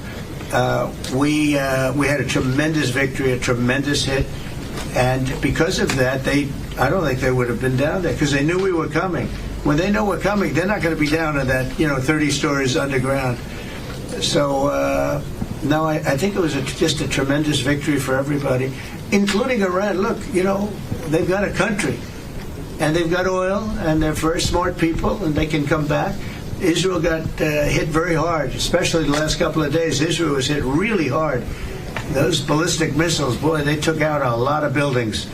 And they've been great. Bibi Netanyahu should be very proud of himself. And they've really been great. But they're not going to be building bombs for a long time. Mr. President, what's your reaction to the intelligence reports saying that the Iranian nuclear sites were only partially devastated, not entirely? Yeah, well, they said it was actually, the report said it could have been they don't know. I mean, they did a report. I could have Pete talk to it because his department did the report. They really don't know. I think Israel's going to be telling us very soon, because Bibi is going to have people involved in that whole situation. We hear it was obliteration. It was a virtual obliteration. When you take a look at the ground above, don't forget, the flame is all underground. But everything above, if you look at the before and the after picture, everything above is burned black. The trees, everything. There's one building, but that's a building that sunk substantially into the granite, so that, you know, the fire goes right over it.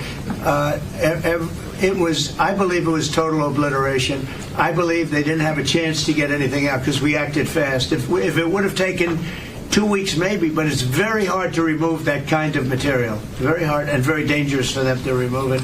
Plus, they knew we were coming, and if they know we're coming, they're not going to be down there. There aren't too many people that are going to be down there.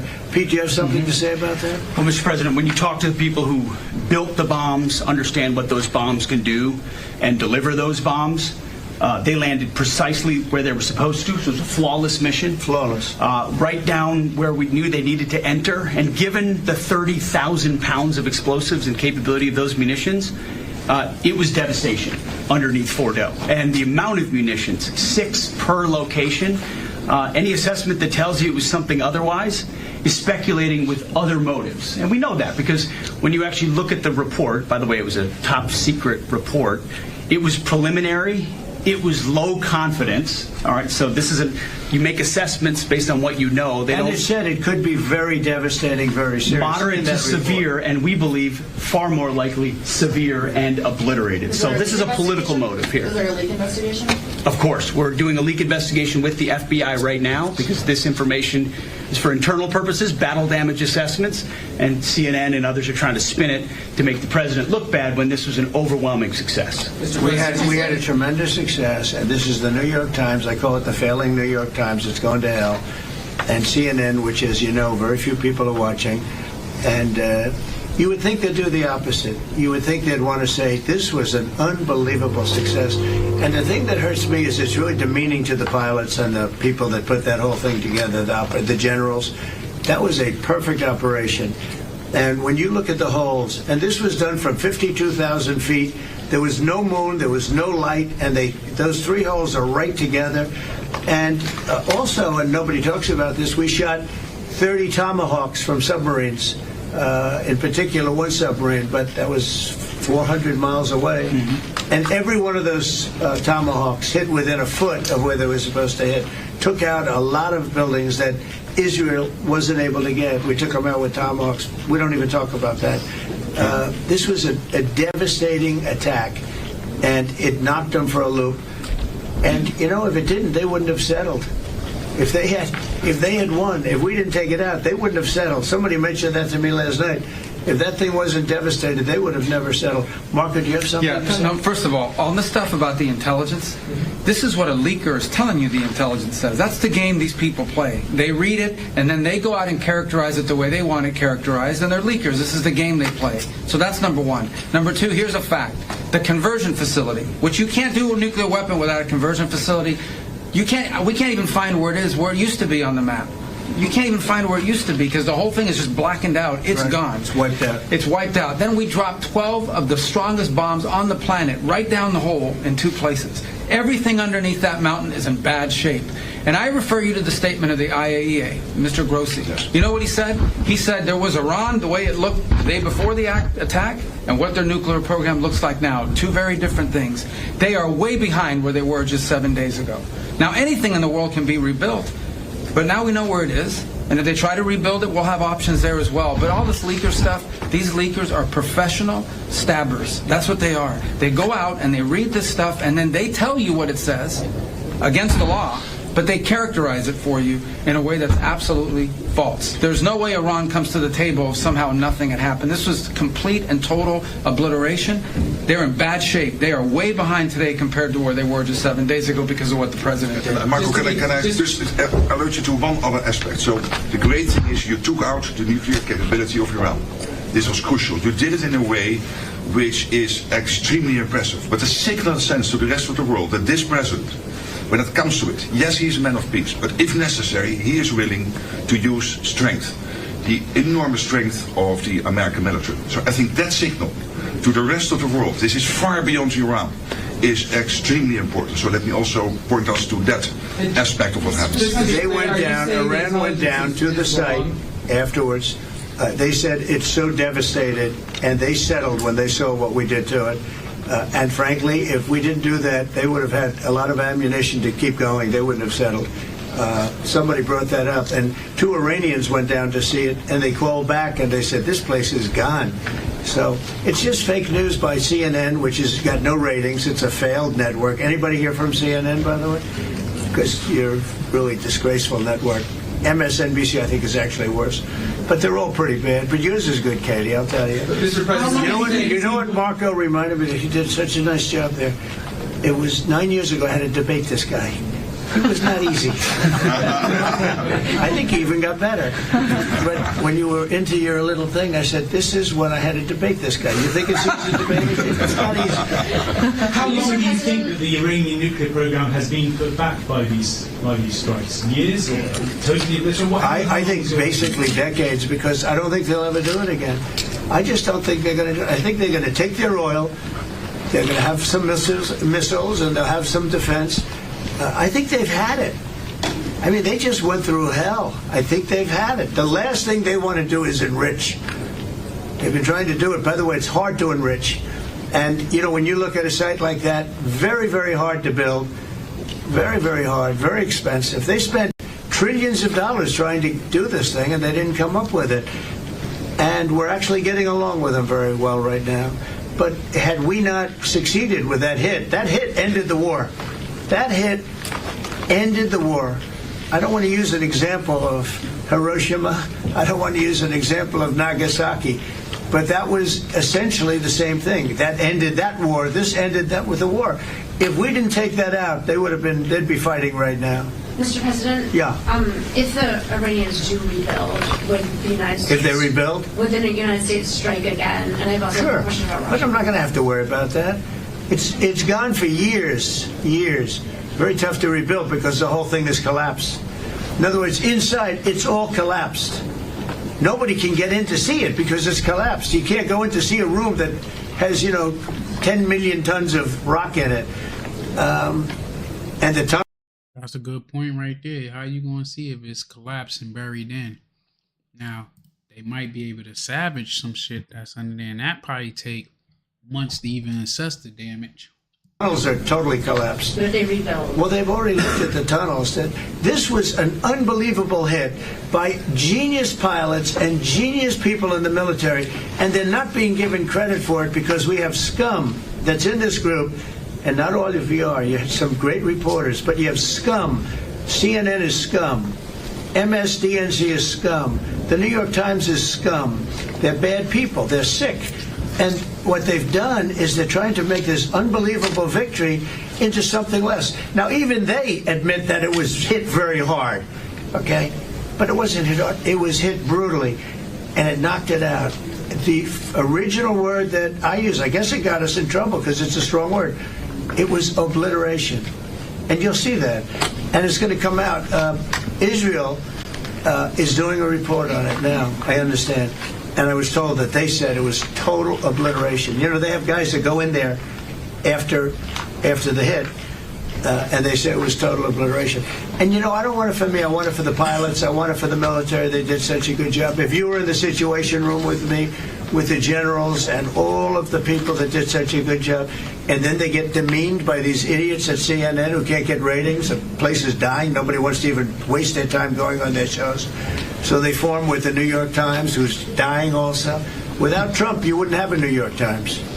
And then just changing gears to your meeting with Zelensky later today, can you give us any preview of what the two of you might be discussing? No, well, we'll discuss the obvious. We'll discuss his difficulty. He's got a little difficulty.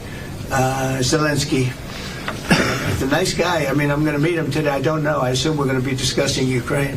Yes. And it seems like the most likely. Is there any restart talks there or anything that you might do? Well, we're going to see. I mean, I've spoken to Putin a lot, and he actually was very nice. He volunteered help on, as you know, on Iran. I said, no, I don't need help on Iran. I need help on Russia. Okay? I said, do me a favor. Help us on Russia, not on Iran. But he was very nice. We're going to talk about that. We're going to talk. I think progress is being made. I think great progress is being made on Gaza. I think because of this attack that we made, I think we're going to have some very good news. I was talking to Steve Witkoff, who, by the way, is terrific, and who knows more about this subject than anybody, the subject of what we were just talking about. He was on last night with Jesse and with Laura and with Sean. And boy, Susie has a great take on it. He just explains it so easily. He's really very knowledgeable. But he did tell me that Gaza is very close. Mr. President, one follow-up on Iran. Both you and Secretary Rubio and Hegseth mentioned the leaking. But can you clarify, is the intelligence correct or is the intelligence wrong? Well, the intelligence was very inconclusive. Okay. The intelligence says we don't know. It could have been very severe. That's what the intelligence says. So I guess that's correct. But I think we can take that we don't know. It was very severe. It was obliteration. And you'd think that a media outlet would say, isn't that a great thing? I mean, more importantly for the pilots, for the military, you take their guts out. You take their absolute guts out. They had a tremendous attack. It was a complete obliteration. The other team, the other group, Iran, said, let's stop this. And you know what? Israel said it too. Very smart. They fought like hell, and then they said, let's stop. And they're going to build themselves. And I really see it as sticking. I mean, we may do papers on it, Marco. Maybe we're going to do papers. I don't even know if you need them. They're not going to be fighting each other. They've had it. They've had a big fight, like two kids in a schoolyard. You know, they fight like hell. You can't stop them. Let them fight for about 2-3 minutes. Then it's easy to stop them. And then Daddy has to sometimes use strong language to You have to use strong language. Every once in a while, you have to use a certain word. I think you have to join the others. Yes, we're going to join some other group. Yes, thank you. Katie, one last question. Do you believe she's so good. That's the only reason. Thank you, Mr. President. She used to be very difficult, but now she... Go ahead. Do you believe that this strike on the Iranian nuclear program will lead to the release of the hostages in Gaza? I think that it helped a little bit. It showed a lot of power. Yeah, I think it helped, but we're going to get separately, even before this, we were very close to making a deal on Gaza. I think this helped, yes. Okay, thank you, Kevin. Thank you, Thank you, everybody. Thank you.